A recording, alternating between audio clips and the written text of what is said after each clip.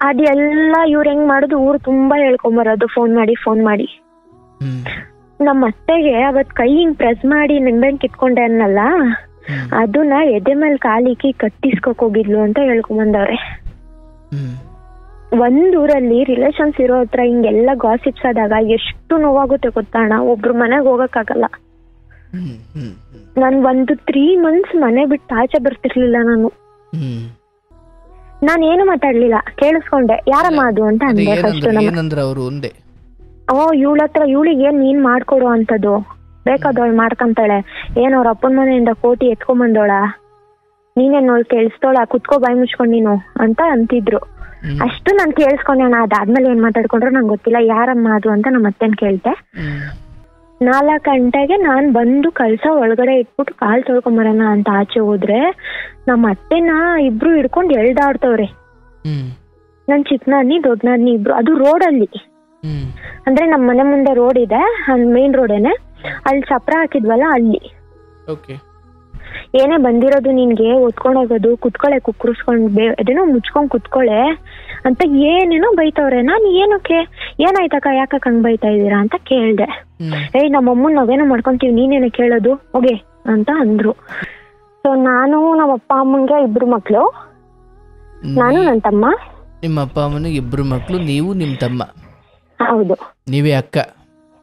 ನಾನೇ ಅಕ್ಕ.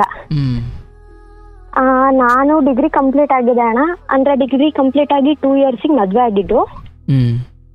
ಅದು ಇಷ್ಟಪಟ್ಟು ರಿಲೇಷನ್ ಅಲ್ಲೇನೆ 2 ವರ್ಷ ಲವ್ ಮಾಡಿ ಮದ್ವೆ ಆಗಿದ್ದು. ಅಲ್ಲ, ಈಗ ಮನೆಯವ್ರು ನೋಡಿದ ಹುಡುಗನು ನೀವೇ ನೋಡ್ಕೊಂಡಿದ್ದು? ಅಂದ್ರೆ ಮನೆಯವರು ನೋಡಿದ್ದು ಅವರೇನೆ, ನಾನು ಇಷ್ಟಪಟ್ಟಿದ್ದು ಅವರೇನೆ. ನೋಡಾದ್ಮೇಲೆ 2 ವರ್ಷ ಪ್ರೀತಿ ಮಾಡಿದ್ರಾ? ಅಂದ್ರೆ ಹೆಂಗಾಗಿತ್ತು ಇದು ಅಂದ್ರೆ, ಚಿಕ್ಕ ವಯಸ್ಸಿಂದನು ನಿನ್ನೆ ತಂದ್ಕೊಳ್ಳೋದು ಅನ್ನೋ ತರ ಹೇಳ್ಕೊಂಡಿರ್ತಾರಲ್ವಾ. ಮೊದಲೇ ಒಪ್ಪಂದ. ಹೌದು. ಸೊ ಹಾಗಾಗಿ ಪ್ರೀತಿ ಮಾಡ್ಲಿಕ್ಕಲ್ಲ ಅವಕಾಶ ಸಿಕ್ತು. ಅಂದ್ರೆ ಈಗ ನಮ್ಮ ಯಜಮಾನ್ರು ಇದಾರಲ್ಲ, ಅವ್ರ ಅಪ್ಪನ ಆಸೆ. ನಿಮ್ಮ ಮಾವ ಅಂತ ಹೇಳವಾ? ಹೌದು, ನಮ್ಮ ಮಾವನ್ ತುಂಬಾ ಆಸೆ. ಅಂದ್ರೆ ನಮ್ಮಮ್ಮ ರಿಲೇಷನ್ ಇವರು. ನಿಮ್ಮನ್ ತಂದುಕೊಳ್ಬೇಕು ಮಗನಿಗೆ ಅಂತ ಅವ್ರಿಗೆ ಆಸೆ. ತುಂಬಾ ಚಿಕ್ಕ ಹುಡ್ಗಿಯಿಂದನೂ ನನ್ ಮಗನ್ಗೆ ತಂದ್ಕೊಳ್ಳೋದು ಅಂತ ಹೇಳಿ ನಿಮ್ಗೆ ಕೊನೆಗೆ ಅಣ್ಣ ನಮ್ಮಮ್ಮ ಇದಾರಲ್ಲ, ಅವ್ರ ರಿಲೇಷನ್ಸ್. ಅಂದ್ರೆ 3 generation ಡಿಫ್ರೆನ್ಸ್ ಇದೆ. ನಿಮ್ಮ ಅಮ್ಮಾರ ಹಂಗ? ನಮ್ಮಮ್ಮ ಅವ್ರ ಅಪ್ಪ ಅವ್ರ ರಿಲೇಷನ್ಸ್, ನಮ್ ತಾತನ್ ರಿಲೇಷನ್ಸ್. ಅಯ್ಯೋ, ಬಹಳ ದೊಡ್ಡದಿದೆ ಬಿಡಿ. ಆಯ್ತು, ನಿಮ್ಮ ಅಮ್ಮನ ಕಡೆ ರಿಲೇಷನ್. ಹೌದು. ಆಯ್ತು. ಮದ್ವೆ ಅಂದ್ರೆ 2 ವರ್ಷ ಪ್ರೀತಿ ಮಾಡಿ ಆಮೇಲೆ ಮದ್ವೆ ಆದ್ರಿ? ಹೌದು. 2 years ಲವ್ ಮಾಡಿದ್ದು. ಅಂದ್ರೆ ಮನೆಯಲ್ಲೂ ಗೊತ್ತಿತ್ತು ಎಲ್ಲ, ಈಗ ಫಿಕ್ಸ್ ಆಯ್ತಲ್ಲ ಇವ್ರನ್ನ ನೋಡಿ ಮದ್ವೆ ಆಗೋದು ಅನ್ನೋ ತರ. ನಾವ್ ಅರ್ಥ ಮಾಡ್ಕೊಳ್ಳೋಣ ಅಂತ ಹೇಳಿ ಫಸ್ಟ್ ಮೆಸೇಜ್ ಅವರೇ ಮಾಡಿದ್ದು. ನಾನು ಇನ್ನೊಂದು ನಮ್ಮ ಅಪ್ಪ ಅಮ್ಮನ ಹತ್ರ ಬೆಳೆದಿಲ್ಲ ಅಣ್ಣ. ಅಲ್ಲ, ಈಗ ನೀವು ಏನು ಓದೋ ಸಮಯದಲ್ಲಿ first message conversation? Final year degree ಇತ್ತು. ಓಕೆ, ಅಲ್ಲಿವರೆಗೂ ಈ ಮಾತುಕತೆ ಬಗ್ಗೆ ಗೊತ್ತಿತ್ತು, ಬಟ್ ಮಾತಾಡ್ಸಿರ್ಲಿಲ್ಲ. ಸ್ವಲ್ಪ ನಾನ್ ಬೋಲ್ಡ್ ಹುಡ್ಗಿ ತರ, ಅಂದ್ರೆ ನನ್ ಕೆರಿಯರ್, ನನ್ ಸೆಟಲ್ಡ್ ಆಗ್ಬೇಕು, ಆಮೇಲೆ ಮದ್ವೆ ನೋಡ್ಕೊಳ್ಳೋದು, ಮಾತಾಡ್ಕೊಳ್ಳಿ, ನನ್ಗೇನು ಮುಂದೆ ನೋಡ್ಕೊಳ್ಳೋಣ ಅನ್ನೋ ತರ ಇದ್ದೆ. ಸೊ ನಾನ್ ಲವ್ ಮಾಡಿದ್ದು ಅಂದ್ರೆ ಲವ್ ಮಾಡಿದ್ದು ಅನ್ನೋ ತರ ಏನ್ ಹೇಳಂಗಿಲ್ಲ, ಅರ್ಥ ಮಾಡ್ಕೊಳಕ್ ಸ್ವಲ್ಪ ಟೈಮ್ ತಗೊಳ್ಳೋಣ. ಬಟ್ ಅವರೇ ಫಸ್ಟ್ ಮಾಡಿದ್ದ? ಅವ್ರೆ. ಇದೇನು ಹೇಳಿದ್ರಿ ಅಪ್ಪ ಅಮ್ಮನ ಜೊತೆ ಬೆಳೆದಿಲ್ಲ ಅಂತ? ಅಂದ್ರೆ ಅಣ್ಣ, ನಾನು ಚಿಕ್ಕ ಹುಡ್ಗಿ ಒಂದು 9 months ಬೇಬಿ ಇದ್ದಾಗಿಂದನು ನಮ್ಮ ಅಮ್ಮಾರ ಮನೇಲಿ ಸ್ವಲ್ಪ ಬಡತನ ಇತ್ತು. ಹಂಗಾಗಿ ನಮ್ಮ ಮಾವ ನನ್ನನ್ನು ತಗೊಂಡೋಗಿ, ನಾನ್ ತುಂಬಾ ಚೆನ್ನಾಗಿ ಇದ್ ಮಾಡಿದ್ದವಳು, ನನ್ ಮಗಳು ತರ ನನ್ಗೆ, ನೀವೇನಕ್ಕೆ ಇಷ್ಟು ಕಷ್ಟದಲ್ಲಿ ಸಾಕ್ತೀರಾ ಅಂತ ಹೇಳಿ ನಮ್ಮ ಮಾವ, ಅಂದ್ರೆ ನಮ್ಮ ಅಮ್ಮಾರ ತಮ್ಮ, ಅವರೇ ತಗೊಂಡೋಗಿ ನನ್ನ 9 ತಿಂಗಳು ಮಗುವಿಂದನೂ 16 ವರ್ಷದವರೆಗೂ ಸಾಕಿದ್ರು. ನಾನು ಓದಿದ್ದು ಬೆಳೆದಿದ್ದು ಎಲ್ಲ ನಮ್ಮ ಅಜ್ಜಿ ಜೊತೆ, ನಮ್ಮ ತಾತನ ಜೊತೆನೆ.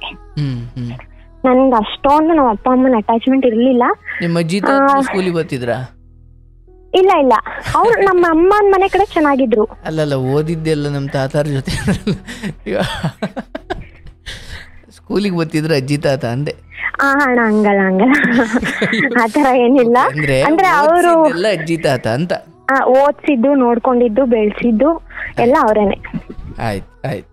16 ವರ್ಷದಾದ್ಮೇಲೆ ನಮ್ಮ ಅಮ್ಮಗೆ ಸ್ವಲ್ಪ ಹುಷಾರಿಲ್ದಂಗಾಯ್ತು ಅಂತ ಹೇಳಿ ನಮ್ಮಮ್ಮ ನಮ್ಮಪ್ಪ ಎಲ್ಲ ಊರ್ ಬಿಟ್ಟು ಈಗ ಅಂದ್ರೆ ಬೆಂಗಳೂರು ಹತ್ರನೇ ಮನೆ ಮಾಡ್ಕೊಂಡ್ ಬಂದ್ಬಿಟ್ರು. ಅಂದ್ರೆ ನಮ್ಮ ಅಜ್ಜಿ ತವ್ರ ಮನೆ ಹತ್ರನೇ, ಸಾರಿ ನಾವ್ ಅಮ್ಮನ್ ತವ್ರ ಮನೆ ಹತ್ರ. ಬಂದ್ಮೇಲೆ ನಾನು ಅಲ್ಲಿಗೆ ನಮ್ಮಮ್ಮ ನಮ್ಮ ಅಪ್ಪನ ಜೊತೆ ಶಿಫ್ಟ್ ಆದೆ. ಅಂದ್ರೆ 16 ವರ್ಷದಿಂದ ಈಗ ಮದ್ವೆ ಆಗೋವರೆಗೂ ಅವ್ರ ಜೊತೆನೆ ಇದ್ದಿದ್ದು. ಓಕೆ, ಮದುವೆ ಎಷ್ಟು ವಯಸ್ಸಿಗಾಗಿದ್ ನೀವು? 22, ಈಗ 24 ರನ್ನಿಂಗ್. ಅಷ್ಟೊತ್ತಿಗೆ ಬದುಕನ್ನು ಕಟ್ಕೊಂಡಿದ್ರಾ?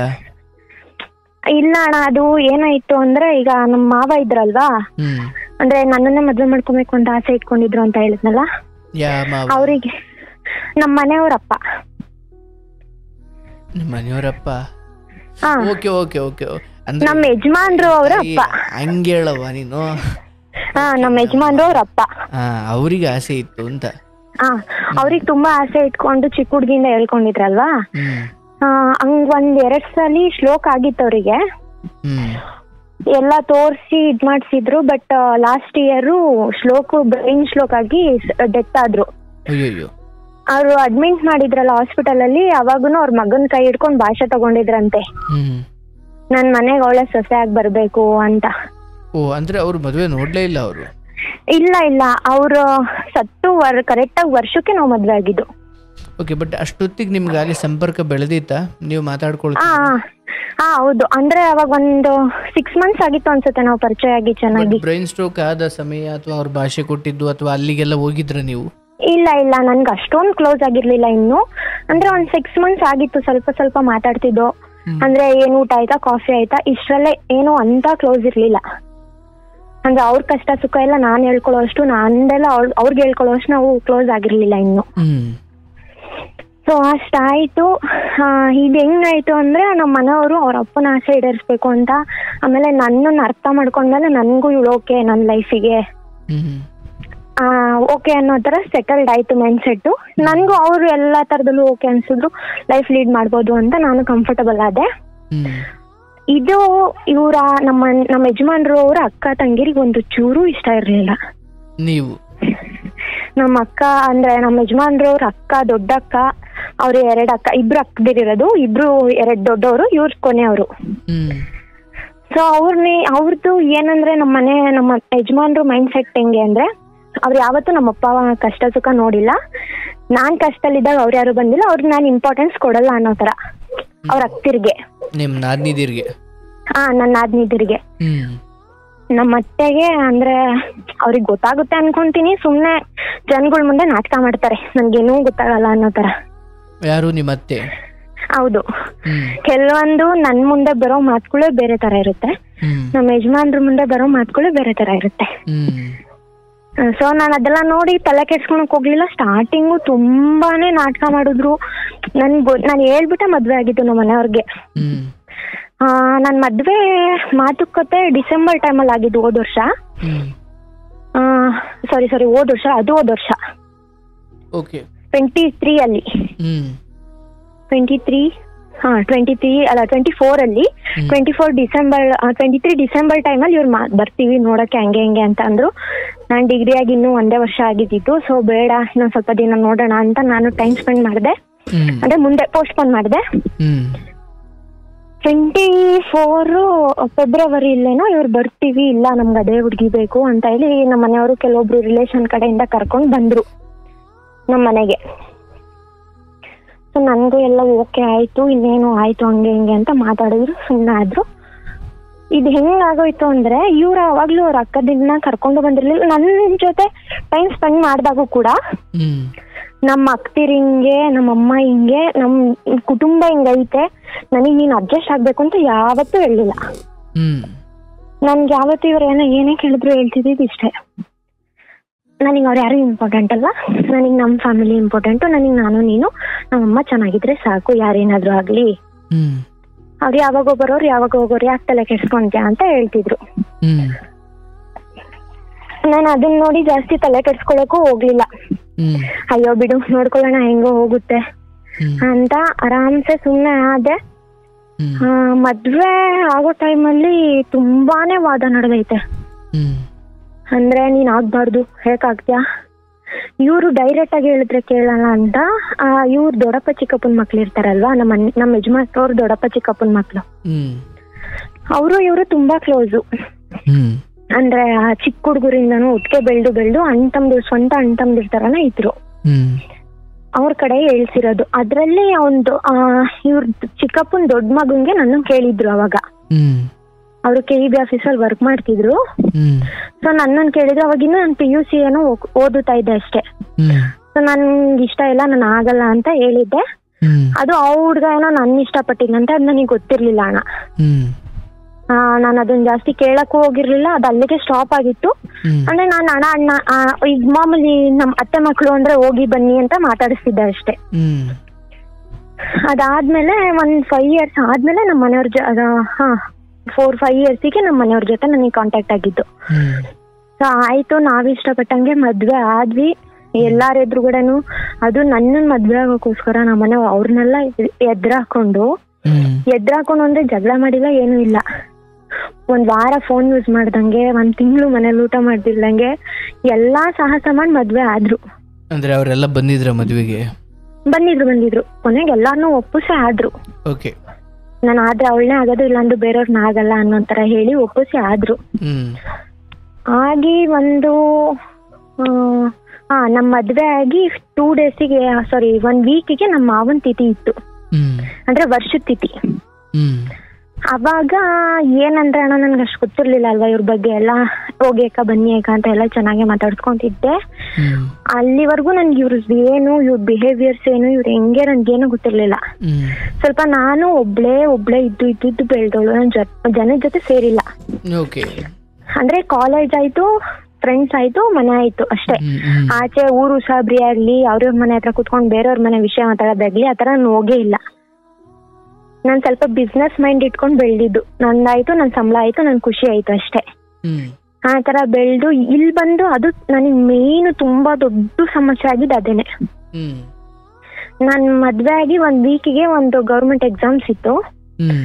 ನಮ್ಮ ಮಾವನ್ ತಿಥಿಯಾಗಿ ಬೆಳಗ್ಗೆ ನಮ್ಮ ಮನೆಯವ್ರು ಕರ್ಕೊಂಡೋಗಿ ಇಲ್ಲೇ ನಿಯರ್ ಎಲ್ಲ ಇದ್ದಿದ್ ಕುಣಿಗಲಲ್ಲಿ ಕರ್ಕೊಂಡ್ ಹೋಗ್ತೀನಿ ಅಂತ ಹೇಳಿದ್ರು. ನಾನ್ ಕ್ಯಾಶುಯಲಿ ಆಲ್ವೇಸ್ ಯಾವಾಗ್ಲೂ ಜೀನ್ಸ್ ಪ್ಯಾಂಟು T-shirt ಹಾಕ್ತಿದ್ದೆ. ಎಕ್ಸಾಮ್ ಅಂದ್ರೆ ಫುಲ್ ಜಾತ್ರೆ ತರ ಹೋಗಂಗಲ್ವಾ, ಎಲ್ಲ ಚೆಕಿಂಗ್ ಇರುತ್ತೆ. ಹಂಗಾಗಿ ಈ ಸೀರೆ ಉಟ್ಕೊಂಡು ಬಳೆ ಹಾಕೊಂಡು, ಅವಾಗ ಮದ್ವೆ ಹೆಣ್ಣು ಅಂದ್ರೆ ಹೊಸ ಮದ್ವೆ ಹೆಣ್ಣು ಅಂದ್ರೆ ಇರುತ್ತಲ್ಲ ಅಣ್ಣ, ಕೈ ತುಂಬಾ ಬಳೆ ಹಾಕೋ, ಒಡವೆ ಹಾಕೋ, ಸೀರೆ ಹಾಕೋ, ಜಾತ್ರೆ ಅಂತನಾ ಲೈಕ್ ಹಂಗೆ ಅನ್ಸಿ. ನಾನಂದ್ರೆ ಸ್ವಲ್ಪ ನಾನ್ ಸಿಂಪಲ್ ಆಗಿ ಬೆಳ್ದಿದ್ದಲ್ಲ, ಅದೆಲ್ಲ ನನ್ಗೆ ಹಂಗ ಅನ್ನಿಸ್ತು. ಸ್ವಲ್ಪ ಆ ಟೈಮಲ್ಲಿ ನಂಗೆ ಅನ್ನಿಸ್ತು. ಆಮೇಲೆ ಈಗ ಅಡ್ಜಸ್ಟ್ ಆಗೋಯ್ತು. ಅದೆಲ್ಲ ಮುತ್ತೈದೆ ಏನೋ ಲಕ್ಷಣಗಳು, ನಾವೆಲ್ಲ ಹಿಂಗಿರ್ಲೇಬೇಕು ಅಂತ ಅಡ್ಜಸ್ಟ್ ಆಗಿದ್ದೀನಿ. ಆಯ್ತು. ಅವತ್ತಿಗೆ ಜೀನ್ಸ್ ಪ್ಯಾಂಟ್ ಇಟ್ಕೊಂಡು ಹೋದ್ರಿ? ಜೀನ್ಸ್ ಪ್ಯಾಂಟ್ ಹಾಕೊಂಡು ಹೋಗಿದ್ದು. ನಮ್ ಚಿಕ್ಕನ ಅಜ್ಜಿ ಎಲ್ಲಾರ ಕೈಲೂ ಇವಳಿಗೆ ಇಂಥ ಶೋಕಿ ಬೇಕಾ, ಅಯ್ಯೋ ಇವಳಿಗೆ ಏನಕ್ ಬೇಕಿತ್ತಿದೆಲ್ಲ, ನನ್ನ ತಮ್ಮನ್ ಮರ್ಯಾದೆ ಏನು, ಅದು ನನ್ ಮುಂದೆ ಮಾತಾಡಿಲ್ಲ. ನಾನು ಹೋಗ್ಬೇಕಾದ್ರೆ ಅಕ್ಕ ಹೋಗ್ ಬರ್ತೀನಿ ಅಂತ ಹೇಳ್ಬಿಟ್ಟು ಹೋದೆ. ಇವಳಿಗೇನು ಇಂಥ ದುರಾಂಕಾರ, ಏನ್ ಕೋಟಿಗೆ ಬತ್ಕೊಳ ಇವಳು ಅಂತ ಎಲ್ಲ ಏನೇನೋ ಬೈದ್ರಂತೆ. ನನ್ಗೆ ಹೇಳಿದ್ರು, ನಾನ್ ತಲೆ ಕೆಡ್ಸ್ಕೊಳ್ಲಿಲ್ಲ. ನಾನ್ ಕಿವಿಯಾರ ಕೇಳಿಲ್ಲ ಅಲ್ವಾ, ಸುಮ್ನೆ ಹೇಳಿದ್ ಯಾಕೆ ಕೇಳ್ಬೇಕು ಅಂತ ನಾನ್ ತಲೆ ಕೆಡ್ಸ್ಕೊಳ್ಳಿಲ್ಲ, ಬಿಟ್ಟಾಕ್ಬಿಟ್ಟೆ. ಅಂದ್ರೆ ಚಿಕ್ಕ ಅಕ್ಕ ನಮ್ ಮನೆಯಲ್ಲಿ ಸ್ವಲ್ಪ ನಮ್ಮ ಅತ್ತೆಗೆ ಏಜ್ ಆಗಿದೆ. ಹಂಗಾಗಿ ಇವ್ರ ದೊಡ್ಡಕ್ಕ ಏನ್ ಅಷ್ಟ್ ಕರ್ಸ್ಕೊಳಲ್ಲ. ಏನಾದ್ರು ಕೆಲ್ಸ ಇದ್ರು ನಾನ್ ಮದ್ವೆ ಆಗಕ್ ಮುಂಚೆಗಿ ಏನೇ ಕೆಲ್ಸ ಇರ್ಲಿ ಏನೇ ಇರ್ಲಿ ನಮ್ಮ ಮನೆಯವರು ಅವ್ರ ಚಿಕ್ಕಕ್ಕನ್ ಕರ್ಸ್ಕೊಳ್ಳೋರು. ಅಂದ್ರೆ ಏನೋ ಒಂದ್ ಫಂಕ್ಷನ್, ಅಟ್ಲೀಸ್ಟ್ ಮನೇಲಿ ಒಂದು ಏನೋ ಪ್ರೋಗ್ರಾಮ್ ಮಾಡಿದ್ರು ಕೂಡ ಅವ್ರು ಬರೋರು ಒಂದಿನ ಮುಂಚೆಗಿ. ಅವ್ರಿಗೆ ಹೆಂಗಾಗ್ಬಿಟ್ಟಿತ್ತು ಅಂದ್ರೆ ಅಣ್ಣ, ಏನ್ ಬೇಕೋ ಎಲ್ಲ ತರ್ಸ್ಕೊಳ್ಳೋದು, ಮಾಡ್ಕೊಂಡ್ ತಿನ್ಕೊಳ್ಳೋದು, ಮಿಕ್ಕಿದೆಲ್ಲ ಎತ್ಕೊಂಡ್ ಹೋಗೋದು ಅನ್ನೋ ತರ. ಇವ್ರಮ್ಮ ಹೆಂಗೆ ಅಂದ್ರೆ ಇಲ್ಲಲ್ಲ, ಏನು ತಂದಾಕಲ್ಲ ನನ್ ಮಗ, ನಾನ್ ಬೇಡ್ಕೊಂಬಂದ್ ಸಾಕ್ತೀನಿ ಅನ್ನೋ ತರ ತೋರ್ಸ್ಕೊಂಡ್ಬಿಟ್ಟಿದ್ರು. ಅಂದ್ರೆ ನಮ್ಮ ಮನೆಯವ್ರೆಲ್ಲ ತಂದ್ಕೊಟ್ರು ಕೂಡ ಅದು ಇದು ಇವ್ರ ಮನೆಗ್ ಕೊಟ್ಬಿಟ್ಟು ಮಾರ್ಕೊಂಡ್ಬಿಟ್ಟೋದು, ಇಲ್ಲ ಏನಾದ್ರು ಈಗ ಮಗಳು ಮನೆ ಕಡೆ ಕಳ್ಸ್ಬಿಡೋದು. ಆಮೇಲೆ ಯಾರಾದ್ರೂ ಕೇಳಿದ್ರೆ ಯಾಕೇನು ಇಲ್ವಾ ಮನೇಲಿ ಅಂದ್ರೆ, ನನ್ ಮಗ ತಂದಾಕಿಲ್ಲ ಅಂತ ಹೇಳ್ಕೊಳ್ಳೋದು. ಅಂದ್ರೆ ಏನೋ ಅವ್ರದ್ದೇನಿತ್ತು ನನಗ್ ಗೊತ್ತಿಲ್ಲ ಅಲ್ವಾ ಹಿಂದೆದೆಲ್ಲ ಏನು ಅಂತ. ಅಂದ್ರೆ ನನಗ್ ಸುತ್ತಮುತ್ತಲವ್ರು, ನಮ್ಮಮ್ಮ ನೋಡಿದ್, ನಮ್ಮ ಅಮ್ಮನ್ ತವ್ರ ಮನೆ ಇದೆ. ನನ್ ಮದ್ವೆ ಆಗಿರೋವ್ರೆ ನಮ್ಮ ಅಮ್ಮನ್ ತವ್ರ ಮನೆ, ನಮ್ಮ ಅಪ್ಪಂದು ಮನೆ. ಹೀಗೆ ಹೆಂಗಾಯ್ತು ಅಂದ್ರೆ ನಮ್ಮ ಅಮ್ಮನ್ನು ಇದೇ ಊರಿಗೆ ಕೊಟ್ಟಿದ್ದು, ನಾನು ಇದೇ ಊರಿಗೆ ಮದ್ವೆ ಆಗಿದ್ದು. ಹಂಗೆ ಅದು ಒಂಥರ ಸೆಂಟಿಮೆಂಟ್ ಅಲ್ಲಿ ಇಲ್ಲಿ ರಿಲೇಷನ್ಸ್ ಎಲ್ಲ ಜಾಸ್ತಿ ಅಂತ ನಾನು ಏನೇ ಆದ್ರೂ ಆಚೆ ಬಿಟ್ಕೊಡ್ತಿರ್ಲಿಲ್ಲ. ಬಿಡು ನಾನೇ ಕಾಂಪ್ರಮೈಸ್ ಆಗೋಣ ಅಂತ ಕೆಲವೊಂದು ತುಂಬಾನೇ ಅದೇ ಸ್ಟಾರ್ಟಿಂಗ್ ಅಲ್ಲಿ. ಆಮೇಲೆ ಒಂದಿನ ನನ್ ಮುಂದೆನೇ ಮನೇಲಿ ಇದ್ದಿದ್ದು 2 kg ಎಲ್ಲ ಕಾಳೆಲ್ಲ ತಗೊಂಡ್ ಬಂದಿದ್ದೆ ಮನೆಗೆ ದಿನಸಿ ಅಂತ. ಅದ್ರಲ್ಲಿ ಅವ್ರ ದೊಡ್ಡಕ್ಕ ಏನೋ ಬಂದು ಮನೆಗೆ ಹಿಂಗೆ ಮಾಮೂಲಿ ಫೋನ್ ಮಾಡಿದ್ರು ಬರ್ತಾ ಇದ್ದೀನಿ ಅಂತ. ಸರಿ ಬನ್ನಿ ಅಂದೆ. ಬಂದು ನಂಗೆ ಅಷ್ಟು ಬೇಕು ಇಷ್ಟು ಬೇಕು ಅಂತ ಹೇಳಿ ಕಾಳೆಲ್ಲ ತಗೊಂಡು ಹೋದ್ರು. ನಾನ್ ಕೇಳಲಿಲ್ಲ, ಅವತ್ತು ಕೇಳಲಿಲ್ಲ. ನಾನ್ ಕೇಳಿದ್ರೆ ಸರಿ ಆಗ್ತಿತ್ತೇನೋ, ನಾನ್ ಕೇಳಲಿಲ್ಲ. ಹೋಗ್ಲಿ ಬಿಡು, ಅವರು ಗಂಡ ಸತ್ತೋಗಿದ್ದಾರೆ, ಸೊ ನೋಡ್ಕೊಳ್ಳೋರು ಯಾರು ಇಲ್ಲ, ಅವ್ರ ಮಗ ಬೇರೆ ಬಿಟ್ಬಿಟ್ಟಿದ್ದಾನೆ, ಹಂಗಾಗಿ ಬಿಡು ಹೋಗ್ಲಿ ಪಾಪಚ್ಚಿ ಅವರು ಅಂತ ಸುಮ್ನೆ ಆಗ್ಬಿಟ್ಟೆ. ಅವತ್ತು ಎಲ್ಲ ಏನಂತ ಹೇಳ್ಕೊಂಡವ್ರೆ ಊರ್ ತುಂಬಾ. ಅಂದ್ರೆ ಈಗ ಅಣ್ಣ ನೀವೇ ಯೋಚನೆ ಮಾಡಿ, ಈಗ ನಮ್ಮಮ್ಮಂದು ಗಂಡನ ಮನೆ ಇದೆ, ನಂದು ಗಂಡನ ಮನೆ ಇದೆ, ರಿಲೇಷನ್ಸ್ ಊರಲ್ಲಿ ಏನಿಲ್ಲ ಅಂದ್ರೆ ಒಂದ್ ಕುಟುಂಬ ನಮ್ಮ ಮನೆಯವ್ರದಿದ್ರೆ ಒಂದ್ ಕಡೆ ನಮ್ಮ ಮನೆಯವ್ರವ್ರೆ, ಅಂದ್ರೆ ನಮ್ಮ ಅಪ್ಪನ ಮನೆ ಕಡೆಯವರು. ಸೊ ಒಂದೇ ಊರಲ್ಲಿ ಇರೋ ಹತ್ರ ನಾನು ಹೆಂಗ್ ಇಟ್ಕೋಬೇಕು? ನಾನು ಆಚೆ ಜನಗಳು ಬೈಕ್ ಬೀಳಕ್ಕಾಗತ್ತಾ?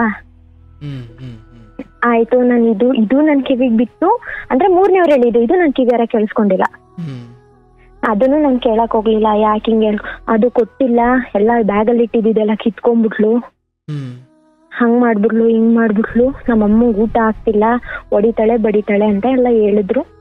ನನ್ಗೆ ಸುಮ್ನೆ ಯಾಕ್ ಮಾತಾಡ್ಬೇಕು ಅಂತ ಸುಮ್ನೆ ಆಗ್ಬಿಟ್ಟೆ. ನಮ್ಮ ಮಾವ ಹತ್ರ ಒಂದ್ ಫೋನ್ ಇತ್ತು, ಅಂದ್ರೆ ನಮ್ಮ ಮನೆಯವ್ರ ಅಪ್ಪನ ಹತ್ರ ಫಸ್ಟ್ ಫೋನ್ ಇತ್ತು. ಆ ಫೋನ್ ಅವ್ರ ಸತ್ಮೇಲೆ ನಮ್ಮ ಅತ್ತೆ ಕೊಟ್ಟಿದ್ರು. ಅಂದ್ರೆ ಮಾತಾಡ್ಕೊಂಡ್ಲಿ ಬಿಡು, ಯಾರ ಕೈಲಾದ್ರೂ ಫೋನ್ ಮಾಡಿ ಮಾತಾಡೋರು, ಹೆಣ್ಮಕ್ಳ ಕೈಲೆಲ್ಲ. ನಾನು ಹೋಗ್ಲಿ ಬಿಡು ಅಂತ ಸುಮ್ನೆ ಆದೆ, ಅದನ್ನು ಕೇಳಕ್ ಹೋಗ್ಲಿಲ್ಲ. ಬೆಳಗ್ಗೆ 6 ಗಂಟೆ 6:30 ಅವ್ರು ಎದ್ಬಿಡ್ತಾರೆ, ನಾನ್ ಸ್ವಲ್ಪ ಎದೊಳೋದ್ ಲೇಟು. ಸೊ ಫಸ್ಟ್ ಸ್ಟಾರ್ಟಿಂಗ್ ಅಲ್ಲಿ ನಾನು ಎದೊಳೋಷ್ಟೆಲ್ಲ ಕೆಲಸ ಮಾಡಿ ಎದೊಳಮ್ಮ ಕಾಫಿ ಕಾಯಿಸು ಅಂತ ಎಬ್ರಿಸೋರು. ಅಷ್ಟು ಹಣ ಒಂದು 7:15 ಅಷ್ಟಲ್ಲಿ ಎದೊಳಿನಿ. ಅಂದ್ರೆ ಸಂಜೆನಾ? ಇಲ್ಲ, ಬೆಳಗ್ಗೆನೆ. ಅಂದ್ರೆ ಅವ್ರು 6 ಗಂಟೆ ಅಷ್ಟರಲ್ಲೆಲ್ಲ ಎದ್ಬಿಡ್ತಾರಲ್ವಾ, ಆಚೆ ಬಾಕ್ಲು ಕಸ ಗುಡ್ಸಿ ಎಲ್ಲ ಅವ್ರು ಮಾಡ್ಕೊಳೋರು. ನಾನ್ ಎದ್ದೊಳೋದು ಸ್ವಲ್ಪ ಲೇಟ್ ಆಗೋದು, ಅಂದ್ರೆ 7:50. ನಮ್ಮ ಅಮ್ಮನ ಮನೆಯಿಂದನೂ ಅದೇ ರೂಢಿ ಆಗ್ಬಿಟ್ಟಿತ್ತಲ್ಲ. ಇಲ್ಲೂ ನಮ್ಮ ಅತ್ತೆ ಏನ್ ಹೇಳ್ತಿರ್ಲಿಲ್ಲ ಎದೋಳು ಮಾಡು ಅಂತ. ನಾನ್ ಎದ್ದೊಳೋದು 7 ಕಾಲಿಗೆಲ್ಲ ಎದ್ದು ಕಾಫಿ ಇಟ್ಟು ಅಡ್ಗೆ ಎಲ್ಲ ಮಾಡ್ಕೊಂಡು ನಾನು ನೋಡ್ಕೊಂತಿದ್ದೆ, ಇನ್ನೇನು ಮಾಡ್ತಿರ್ಲಿಲ್ಲ. ಪಾತ್ರೆನೂ ಅವರೇ ತೊಳೆಯೋರು, ಬಟ್ಟೆನೂ ಅವರೇ ಒಗೆಯೋರು, ಏನು ಮಾಡಿಸ್ತಿರ್ಲಿಲ್ಲ ನನ್ನ ಕೈಲಿ ಸ್ಟಾರ್ಟಿಂಗ್ 1 2 months. ಆಮೇಲೆ ಒಂದ್ಸಲಿ ಅದೇ ನಮ್ ದೊಡ್ಡ ನಾದ್ನಿ ಬಂದೆಲ್ಲ ಸಾಮಾನ್ ತಗೊಂಡೋದ್ರು ಅಂತ ಹೇಳದ್ನಲ್ಲ, ಇಲ್ಲ ಅವಾಗಿಂದನೂ ನಾನು ಈಗೂ ಕೂಡ ನಾನು ಎದೊಳೋದೆ ಅಷ್ಟೊತ್ತಿಗೆ. ನಮ್ಮ ಮನೆಯವರು ಏನು ಅನ್ನಲ್ಲ ಆ ವಿಷಯಕ್ಕೆ. ಎಷ್ಟು ಗಂಟೆಗೆ? 7:15ಗೆ ಎದೊಳ್ತೀನಿ. ಇಲ್ಲ ಈಗ ಒಂದು 2 ತಿಂಗಳಿಂದ 6:30 ಅಷ್ಟರಲ್ಲಿ ಎದ್ಬಿಡ್ತೀನಿ. ಆಯ್ತು, ಮುಂದೆ ಹೇಳ. ಅಷ್ಟಾಯ್ತು. ಆಮೇಲೆ ಅವ್ರೇನಂತ ಫೋನ್ ಮಾಡಿ ಹೇಳೋರು ಅವತ್ ಬೆಳಗ್ಗೆಗೆ, ಹಂಗೆ ಹಿಂಗೆ ಏನಕ್ ಮಾಡ್ತೀಯಾ, ಬೇಕಾದವ್ಳು ಮಾಡ್ಕೊಂತಾಳೆ ಹಂಗೆ ಹಿಂಗೆ ಅಂತ ಅಂತಿದ್ರು. ನಾನ್ ಕೇಳಿಸ್ಕೊಂಡೆ ಫೋನಲ್ಲಿ, ಕಿವಿಯಾರೆ ಕೇಳಿಸ್ಕೊಂಡೆ ಅವತ್ತು. ನಾನ್ ಬೇರೆಯವ್ರು ಹೇಳಿದ್ದಲ್ಲ ಇದು ನಂಬಿರ್ಲಿಲ್ಲ, ನಮ್ಮ ಮನೆಯವ್ರ ಹತ್ರನೂ ನಾನು ಹೇಳಿರ್ಲಿಲ್ಲ ವಿಷಯ. ಅಲ್ಲಿವರೆಗೂ ಸೈಲೆಂಟ್ ಆಗಿದ್ದೆ. ಅವತ್ತು ನಾನ್ ಕಿವಿಯಾರೆ ಫೋನಲ್ಲಿ ಯಾವಾಗ ಇವ್ರು ಲೌಡ್ ಸ್ಪೀಕರ್ ಹಾಕೊಂಡ್ ಮಾತಾಡ್ತಿದ್ರಲ್ಲ, ನಮ್ಮ ಅತ್ತೆಗೆ ಅವ್ರ ದೊಡ್ಡ ಮಗಳು. ದೊಡ್ಡ ಮಗಳು ನೀನ್ ಯಾಕೆ ಮಾಡ್ಕೊಡ್ಬೇಕು ಅಂದ್ರೆ, ಇದು ಹೆಂಗಾಗಿತ್ತು ಅಂದ್ರೆ ಅಣ್ಣ ನನಗ್ ಗೊತ್ತಿರ್ಲಿಲ್ಲ. ಅವ್ರಿಗೆ ಒಬ್ಳು ಹೆಣ್ಮಗಳಿದ್ಲು, ಅವಳನ್ನ ನಮ್ಮ ಮನೆಯವ್ರಿಗೆ ಮಾಡ್ಕೊ ಅಂತ ಹಠ ಮಾಡಿದ್ರಂತೆ ಅವ್ರು. ಅಕ್ಕನ ಮಗಳನ್ನ. ಅಂದ್ರೆ ಇವ್ರಿಗೆ ಎಲ್ಲ ತುಂಬಾ ಗ್ಯಾಪ್ ಇದೆ ಅಣ್ಣ, ಏಜ್ ಗ್ಯಾಪು. ನಮ್ಮ ಮನೆಯವ್ರಿಗೂ ಅವ್ರ ಚಿಕ್ಕ ಅಕ್ಕಂಗೂ 8 ವರ್ಷ ಗ್ಯಾಪ್ ಇದೆ, ಅವ್ರಿಗೂ ಅವ್ರ ದೊಡ್ಡ ಅಕ್ಕಂಗೂ 7 ವರ್ಷ 6 ವರ್ಷ ಗ್ಯಾಪ್ ಇದೆ. ಸೊ ಇವರೆಲ್ಲ ನನ್ಗಿನ್ನ ತುಂಬಾ ದೊಡ್ಡವರು. ಅವ್ರಿಗೆ ನನ್ನ ಏಜಿನ ಮಗಳಿದ್ದಾಳೆ ದೊಡ್ಡವ್ರಿಗೆ. ಸೊ ಹಂಗಾಗಿ ಇವ್ರೇನೋ ನನ್ ಮಗಳನ್ನ ಮಾಡ್ಕೊ ಅಂತ ಎಲ್ಲ ಕೇಳಿದಾರೆ. ಇವ್ರಿಲ್ಲ, ನಾನ್ ಎತ್ತಾಡ್ಸಿದ್ ಮಗುನ್ ನಾನ್ ಮಾಡ್ಕೊಳಲ್ಲ, ನನಗೆ ಆತರ ಆಸೆನೂ ಇಲ್ಲ. ಇನ್ನು ನನ್ ಪರಿಚಯನೂ ಇರ್ಲಿಲ್ಲ ಅವಾಗ. ಅದಕ್ ಮುಂಚೆನೆ ಈ ತರ ಎಲ್ಲ ಹೇಳಿದ್ರಂತೆ. ನಾನ್ ಆಗಲ್ಲ ಅಂತ ಹೇಳಿ ಅದ್ ಕ್ಯಾನ್ಸಲ್ ಮಾಡಿದಾರೆ ಫೈನಲ್ ಆಗಿ. ಆಮೇಲೆ ಅದೇ ಹುಡ್ಗಿಗೆ ಬೇರೆ ಹುಡ್ಗನ್ ಹುಡುಕಿ, ಚೆನ್ನಾಗಿರೋ ಹುಡ್ಗನ್ನೇ ಹುಡುಕಿ ಮದ್ವೆ ಮಾಡ್ಕೊಟ್ರು. ಇವ್ರೆ ನಮ್ಮ ಮನೆಯವರೇನೆ ಮುಂದೆ ನಿಂತು ಮದ್ವೆ ಮಾಡ್ಸಿದ್ರು. ಆಗ ಈಗ ಹುಡುಗಿ ಚೆನ್ನಾಗಿದ್ದಾಳೆ. ಬಟ್ ಇವ್ರಿಗೆ ಅದೇ ದ್ವೇಷ ಇಟ್ಕೊಂಡಿದ್ರೆ ನಮ್ಮ ಮನ್ಸಲ್ಲಿ ಗೊತ್ತಿಲ್ಲ. ನನಗೆ ಇದು ಕೆಲವೊಂದು ವಿಷಯಗಳು ಎಷ್ಟು ಮೈಂಡ್ ಅಲ್ಲಿ ಅಂದ್ರೆ ಏನ್ ಮಾಡ್ಬೇಕು ಅಂತಾನೆ ಗೊತ್ತಾಗ್ತಿಲ್ಲ ಅಣ್ಣ, ಅಂತ ಸಿಚುವೇಶನ್ ತಂದು ನಿಲ್ಸಿದಾವೀಗ. ಇವರು ಸಣ್ಣ ಪುಟ್ಟ ಇದನ್ನೆಲ್ಲ ನಾನು ತಲೆ ಕೆಡ್ಸ್ಕೊಂಡ್ಲಿಲ್ಲ. ಅವತ್ ನಾನು ಕಿವಿ ಕೇಳಿಸ್ಕೊಂಡ್ಮೇಲೆ ನನ್ಗೆ ಅರ್ಥ ಆಗಿದ್ದು ಇವ್ರು ಇಷ್ಟೊಂದು ಕೆಟ್ಟ ದೃಷ್ಟಿಲಿ ನಾನು ನೋಡ್ತಾವ್ರೆ. ಏನಂದ್ರೆ ಅವತ್ತು ಫೋನಲ್ಲಿ? ನಾನು ಏನು ಮಾತಾಡ್ಲಿಲ್ಲ, ಕೇಳಿಸ್ಕೊಂಡೆ. ಯಾರಮ್ಮ ಅದು ಅಂತ ಅಂದೆ ಫಸ್ಟ್. ಏನಂದ್ರೆ ಅವರು ಒಂದೇ ಇವಳ ಹತ್ರ ಇವಳಿಗೆ ಏನ್ ನೀನ್ ಮಾಡ್ಕೊಡು ಅಂತದ್ದು, ಬೇಕಾದವಳು ಮಾಡ್ಕಂತಾಳೆ. ಏನ್ ಅವ್ರ ಅಪ್ಪನ ಮನೆಯಿಂದ ಕೋಟಿ ಎತ್ಕೊಂಬಂದೋಳ, ನೀನೇನ್ ನೋಡ್ ಕೇಳಿಸ್ತೋಳ, ಕುತ್ಕೋ ಬಾಯಿ ಮುಚ್ಕೊಂಡ್ ನೀನು ಅಂತ ಅಂತಿದ್ರು. ಅಷ್ಟು ನಾನು ಕೇಳಿಸ್ಕೊಂಡೆ. ಅದಾದ್ಮೇಲೆ ಏನ್ ಮಾತಾಡ್ಕೊಂಡ್ರು ನಂಗೆ ಗೊತ್ತಿಲ್ಲ. ಯಾರಮ್ಮ ಅದು ಅಂತ ನಮ್ಮ ಅತ್ತೆನ್ ಕೇಳ್ತೆ. ನಮ್ಮತ್ತೆ ಯಾರು ಇಲ್ಲ ಅಂತ ಫೋನ್ ಎತ್ಕೊಂಡು ಹಿಂದೆಗಡೆ ತೋಟಕ್ಕೆ ಹೋದ್ರು. ನಾನು ಅಲ್ಲಿ ಸುಮ್ನೆ ಆಗೋದೆ, ಮತ್ತೆ ಮಾತಾಡ್ಲಿಲ್ಲ. ನಮ್ಮ ಮನೆಯವ್ರಿಗೆ ಹೇಳ್ದೆ ಇದನ್ನ. ಅದು ಯಾರು ಅವರು ನನ್ ಮುಂದೆ ಹೆಂಗ್ ಮಾತಾಡೋರು ಅಂದ್ರೆ ಹೆಸರಿಡ್ದು ಏನಮ್ಮ ಹೋಗಮ್ಮ ಬಾರಮ್ಮ ಅಂತ ಮಾತಾಡೋರು. ನಮ್ಮ ಇಬ್ರು ನಾದ್ನಿದಿರು ಅಷ್ಟೇ. ಏನಮ್ಮ ಚೆನ್ನಾಗಿದ್ಯಾ, ಏನ್ ಮಾಡ್ತಿದ್ಯಾ ಅಂತ ಹಿಂಗ್ ಮಾತಾಡ್ಸ್ತಿದ್ದವ್ರು.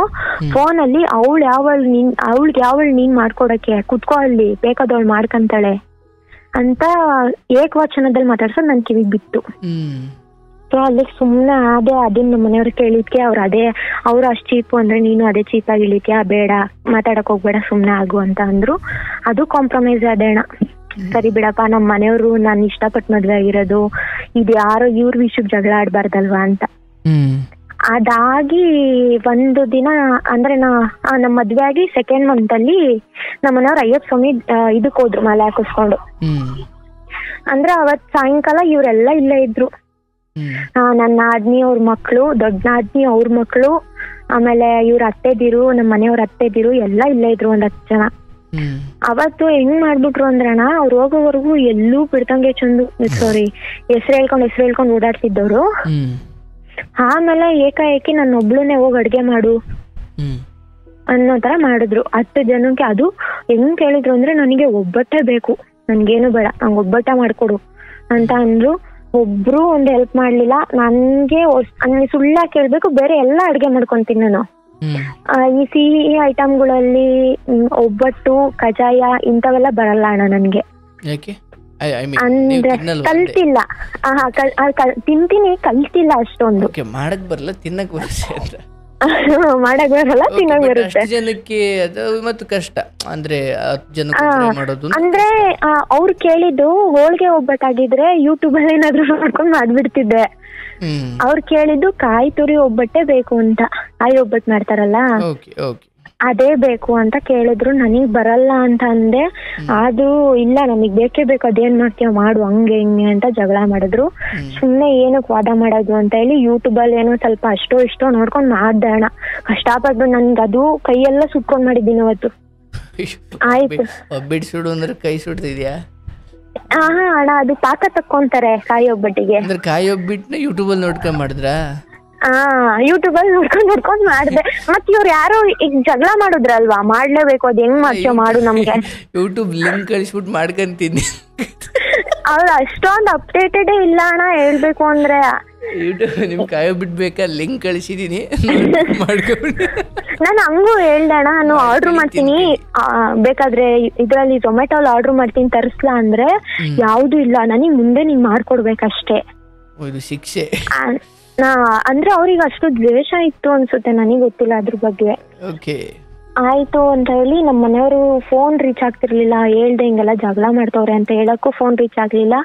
ಆಯ್ತು ಅಂತ ಹೇಳಿ ಆ ಬೆಲ್ಲದ ಪಾಕದಲ್ಲೆಲ್ಲ ಕೈ ಸುಟ್ಕೊಂಡು ಒಬ್ಬಟ್ಟು ಮಾಡಿ ಕೊನೆಗಿಟ್ರೆ ಒಂದೇ ಒಂದ್ ತಿನ್ಬಿಟ್ಟು ಇನ್ಯಾವ್ದು ಚೆನ್ನಾಗಿಲ್ಲ ಅಂತ ನನ್ ಕಣ್ಮುಂದೆನ ಆಚರಿಸಿದ್ರು. ಆಯ್ತು, ಏನೋ ಅವ್ರ ಕೆಟ್ಟ ಮನಸ್ಥಿತಿ ಅನ್ಸುತ್ತೆ ನನ್ಗೆ. ನಾನು ನನ್ ಪರಿಶ್ರಮ ನನ್ಗೆ ಬರ್ಲಿಲ್ದವಳು ಅಷ್ಟು ಮಾಡ್ದೆ. ಅವ್ರಿಗೆ ಅದು ತೃಪ್ತಿ ಇರ್ಬೇಕಿತ್ತು, ಅಯ್ಯೋ ಇಷ್ಟಾದ್ರೂ ಮಾಡ್ಕೊಟ್ಟವಳಲ್ವಾ ಅಂತ.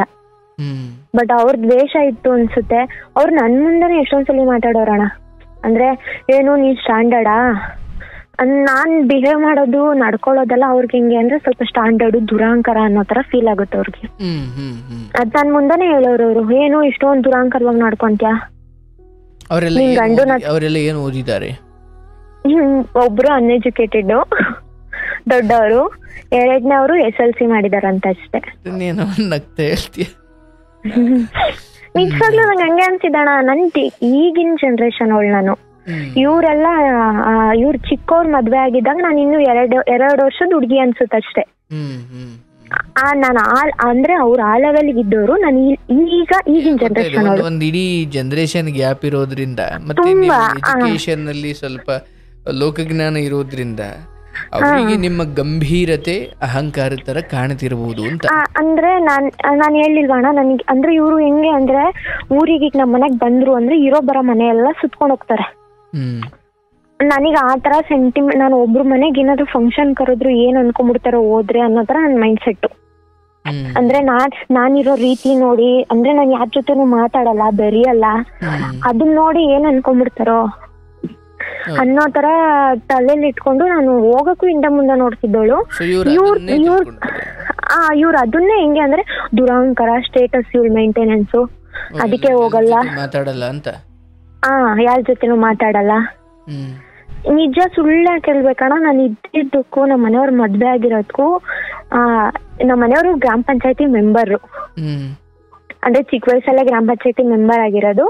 ಒಂದು ಇವರೇ ಈಗ ಒಂದ್ ಹುಡುಗರು ಊರನ್ನ ಒಂದ್ ಹುಡುಗರು ಗ್ಯಾಂಗ್ ಇರುತ್ತಲ್ಲ, ಅದ್ರಲ್ಲಿ ಒಂದು ಬಾಸ್ ತರ, ಅಂದ್ರೆ ಇವ್ರಿದ್ರೆ ಎಲ್ಲ ಸಪೋರ್ಟಿವ್ ಆಗಿರುತ್ತೆ ಅನ್ನೋ ತರ. ಸೊ ನಾನ್ ಹಿಂಗ್ ಮನೆ ಒಂದು ದಿನಕ್ಕೆ ನಮ್ಮ ಮನೆಗೆ ಏನಿಲ್ಲ ಅಂದ್ರು 4 ರಿಂದ 5 ಜನ ಹುಡ್ಕೊಂಡ್ ಬರ್ತಾರ ಅವ್ರನ್ನ.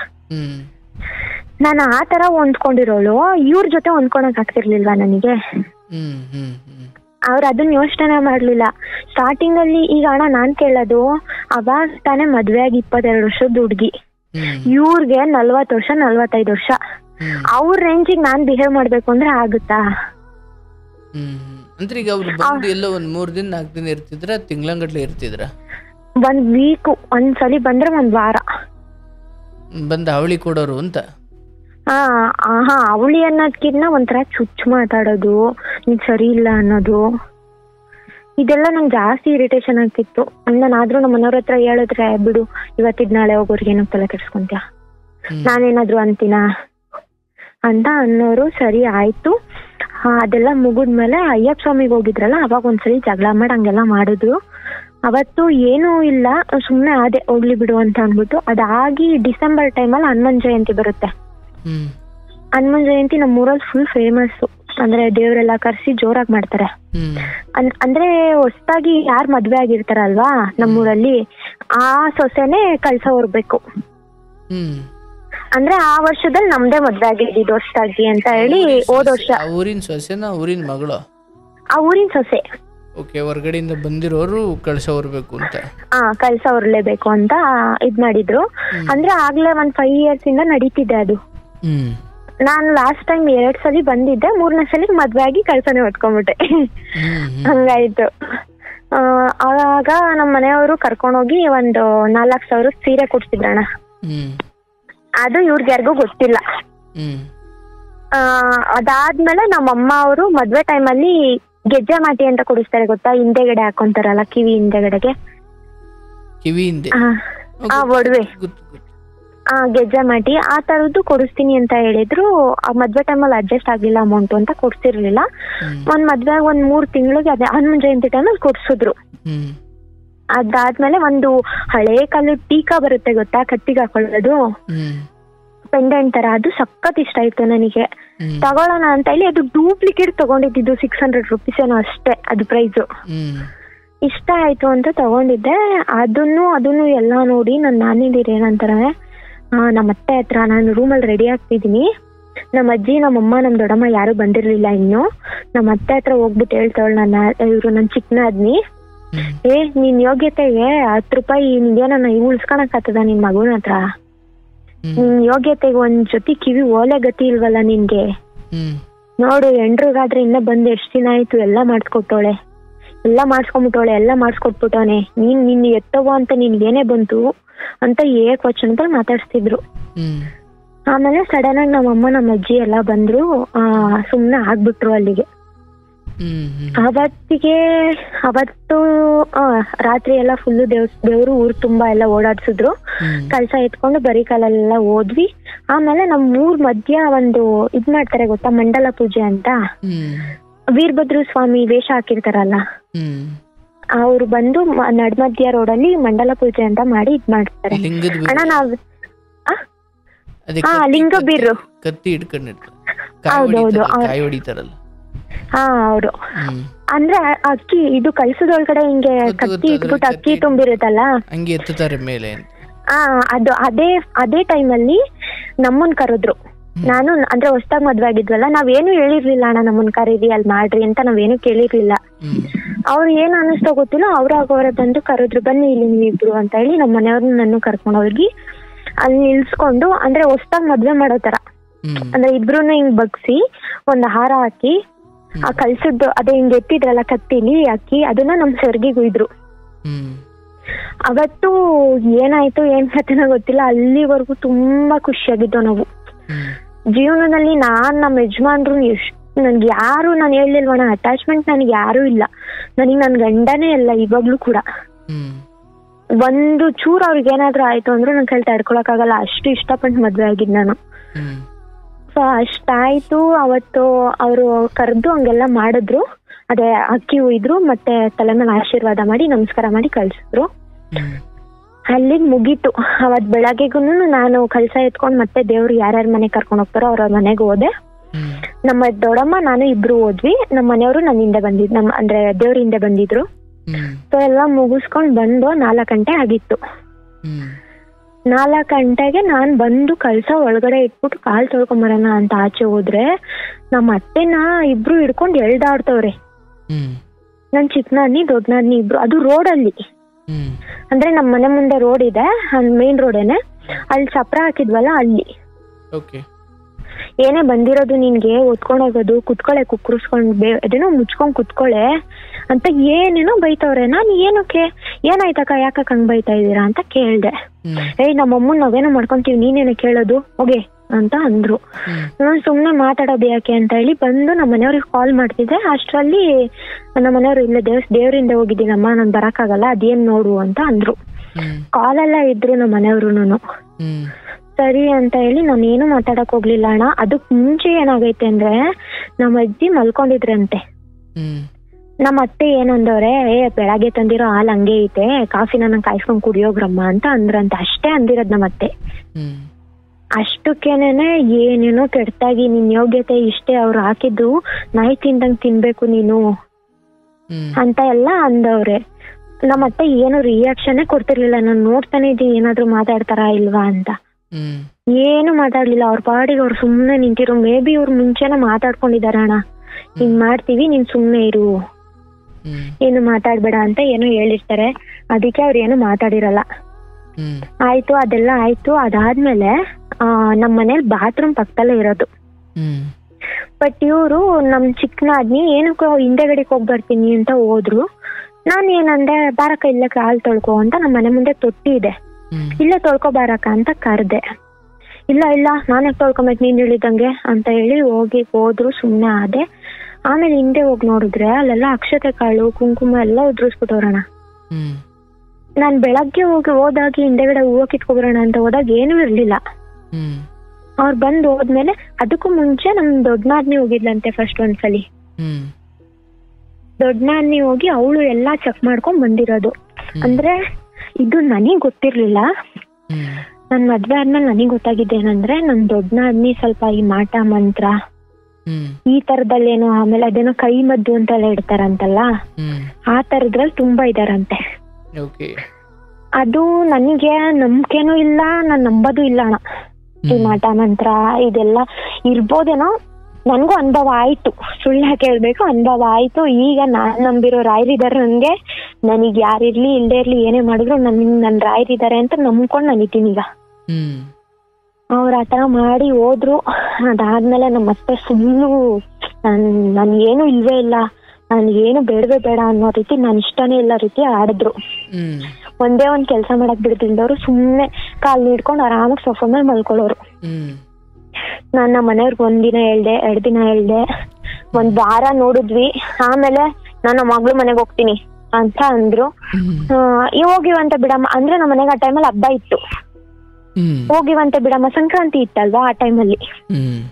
ಹೋಗಿವ್ ಬಿಡಮ್ಮ ನೆಕ್ಸ್ಟ್ ವಾರ, ಅವಾಗ ಬೇಕಾದ್ರೆ ಹೋಗಿವಂತೆ ಅಂತ ಅಂದ್ರೆ. ಅಷ್ಟೇ ಅಂದಿದ್ ನಾನು. ನೀನ್ ಹೇಳ್ದಂಗೆ ಯಾಕೆ ಕೇಳ್ಬೇಕು, ನಾನು ನನ್ನ ಹೆಣ್ಮಕ್ಳು ನೋಡೋ ಅಧಿಕಾರ ಇಲ್ವಾ ನನ್ಗೆ, ಹಂಗೆ ಹಿಂಗೆ ಅಂತ ಅಂದ್ರು. ಸರಿ ಆಯ್ತು ಹೋಗು ಅಂತ ನನ್ನ ಮನೆಯವ್ರು ಕಳ್ಸಿದ್ರು. ಕಳ್ಸಿ ಹಬ್ಬ ನಾನು ಒಬ್ಳೆ ಮಾಡ್ಕೊಂಡೆ, ಎಲ್ಲ ಮುಗಿಸ್ಕೊಂಡೆ. ಏನು ನಾನ್ ಕೇಳಕ್ ಹೋಗ್ಲಿಲ್ಲ, ಏನು ಇಲ್ಲ.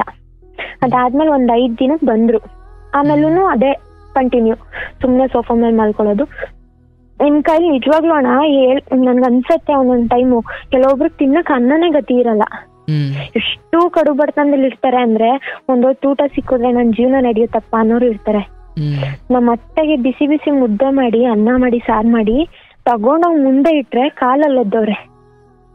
ಇಲ್ಲದ ಹೇಳ್ಬಾರ್ದು, ನಿಜವಾಗ್ಲು ಕಾಲಲ್ಲಿ ಏನೂ ಗೊತ್ತಾಗಲ್ಲ ಜನಗಳ ಮುಂದೆ. ಹೆಂಗೆ ಅಂದ್ರೆ ಏನ್ ಗೊತ್ತಾಗುತ್ತೆ ನಿಮ್ ಅತ್ತೆಗೆ, ಪಾಪ ಅವಳು ಅವಾಗಿಂದ ಹಂಗೆ ಬಂದ್ಬಿಟ್ಟವಳೆ ಅನ್ನೋ ಹತ್ರ ಹೇಳ್ತಾರೆ. ನಾನು ಈಗ್ಲೂ ಕೆಲವೊಂದು ವಿಡಿಯೋ ರೆಕಾರ್ಡ್ಸ್ ಇಟ್ಕೊಂಡಿದ್ದೀನಿ. ನಾನು ಏನ್ ಮಾಡ್ದೆ, ಸ್ಟಾರ್ಟಿಂಗ್ ಅಲ್ಲಿ ತಪ್ಪು ನಾನು ಅದೇ ಮಾಡಿದ್ದು. ನಮ್ಮ ಮನೆಯವ್ರಿಗೆ ಹಿಂಗ್ ಮಾಡ್ತಾರೆ ಅಂತ ಹೇಳ್ತಿದ್ನೆ ಹೊರತು ಪ್ರೂಫ್ ತೋರಿಸ್ತಿರ್ಲಿಲ್ಲ. ಅದಕ್ಕೇನು ನಮ್ಮಮ್ಮ ಹಂಗಲ್ಲ ಅಂತ ಅವ್ರು ನಂಬಕ್ ಸ್ಟಾರ್ಟ್ ಆದ್ರು.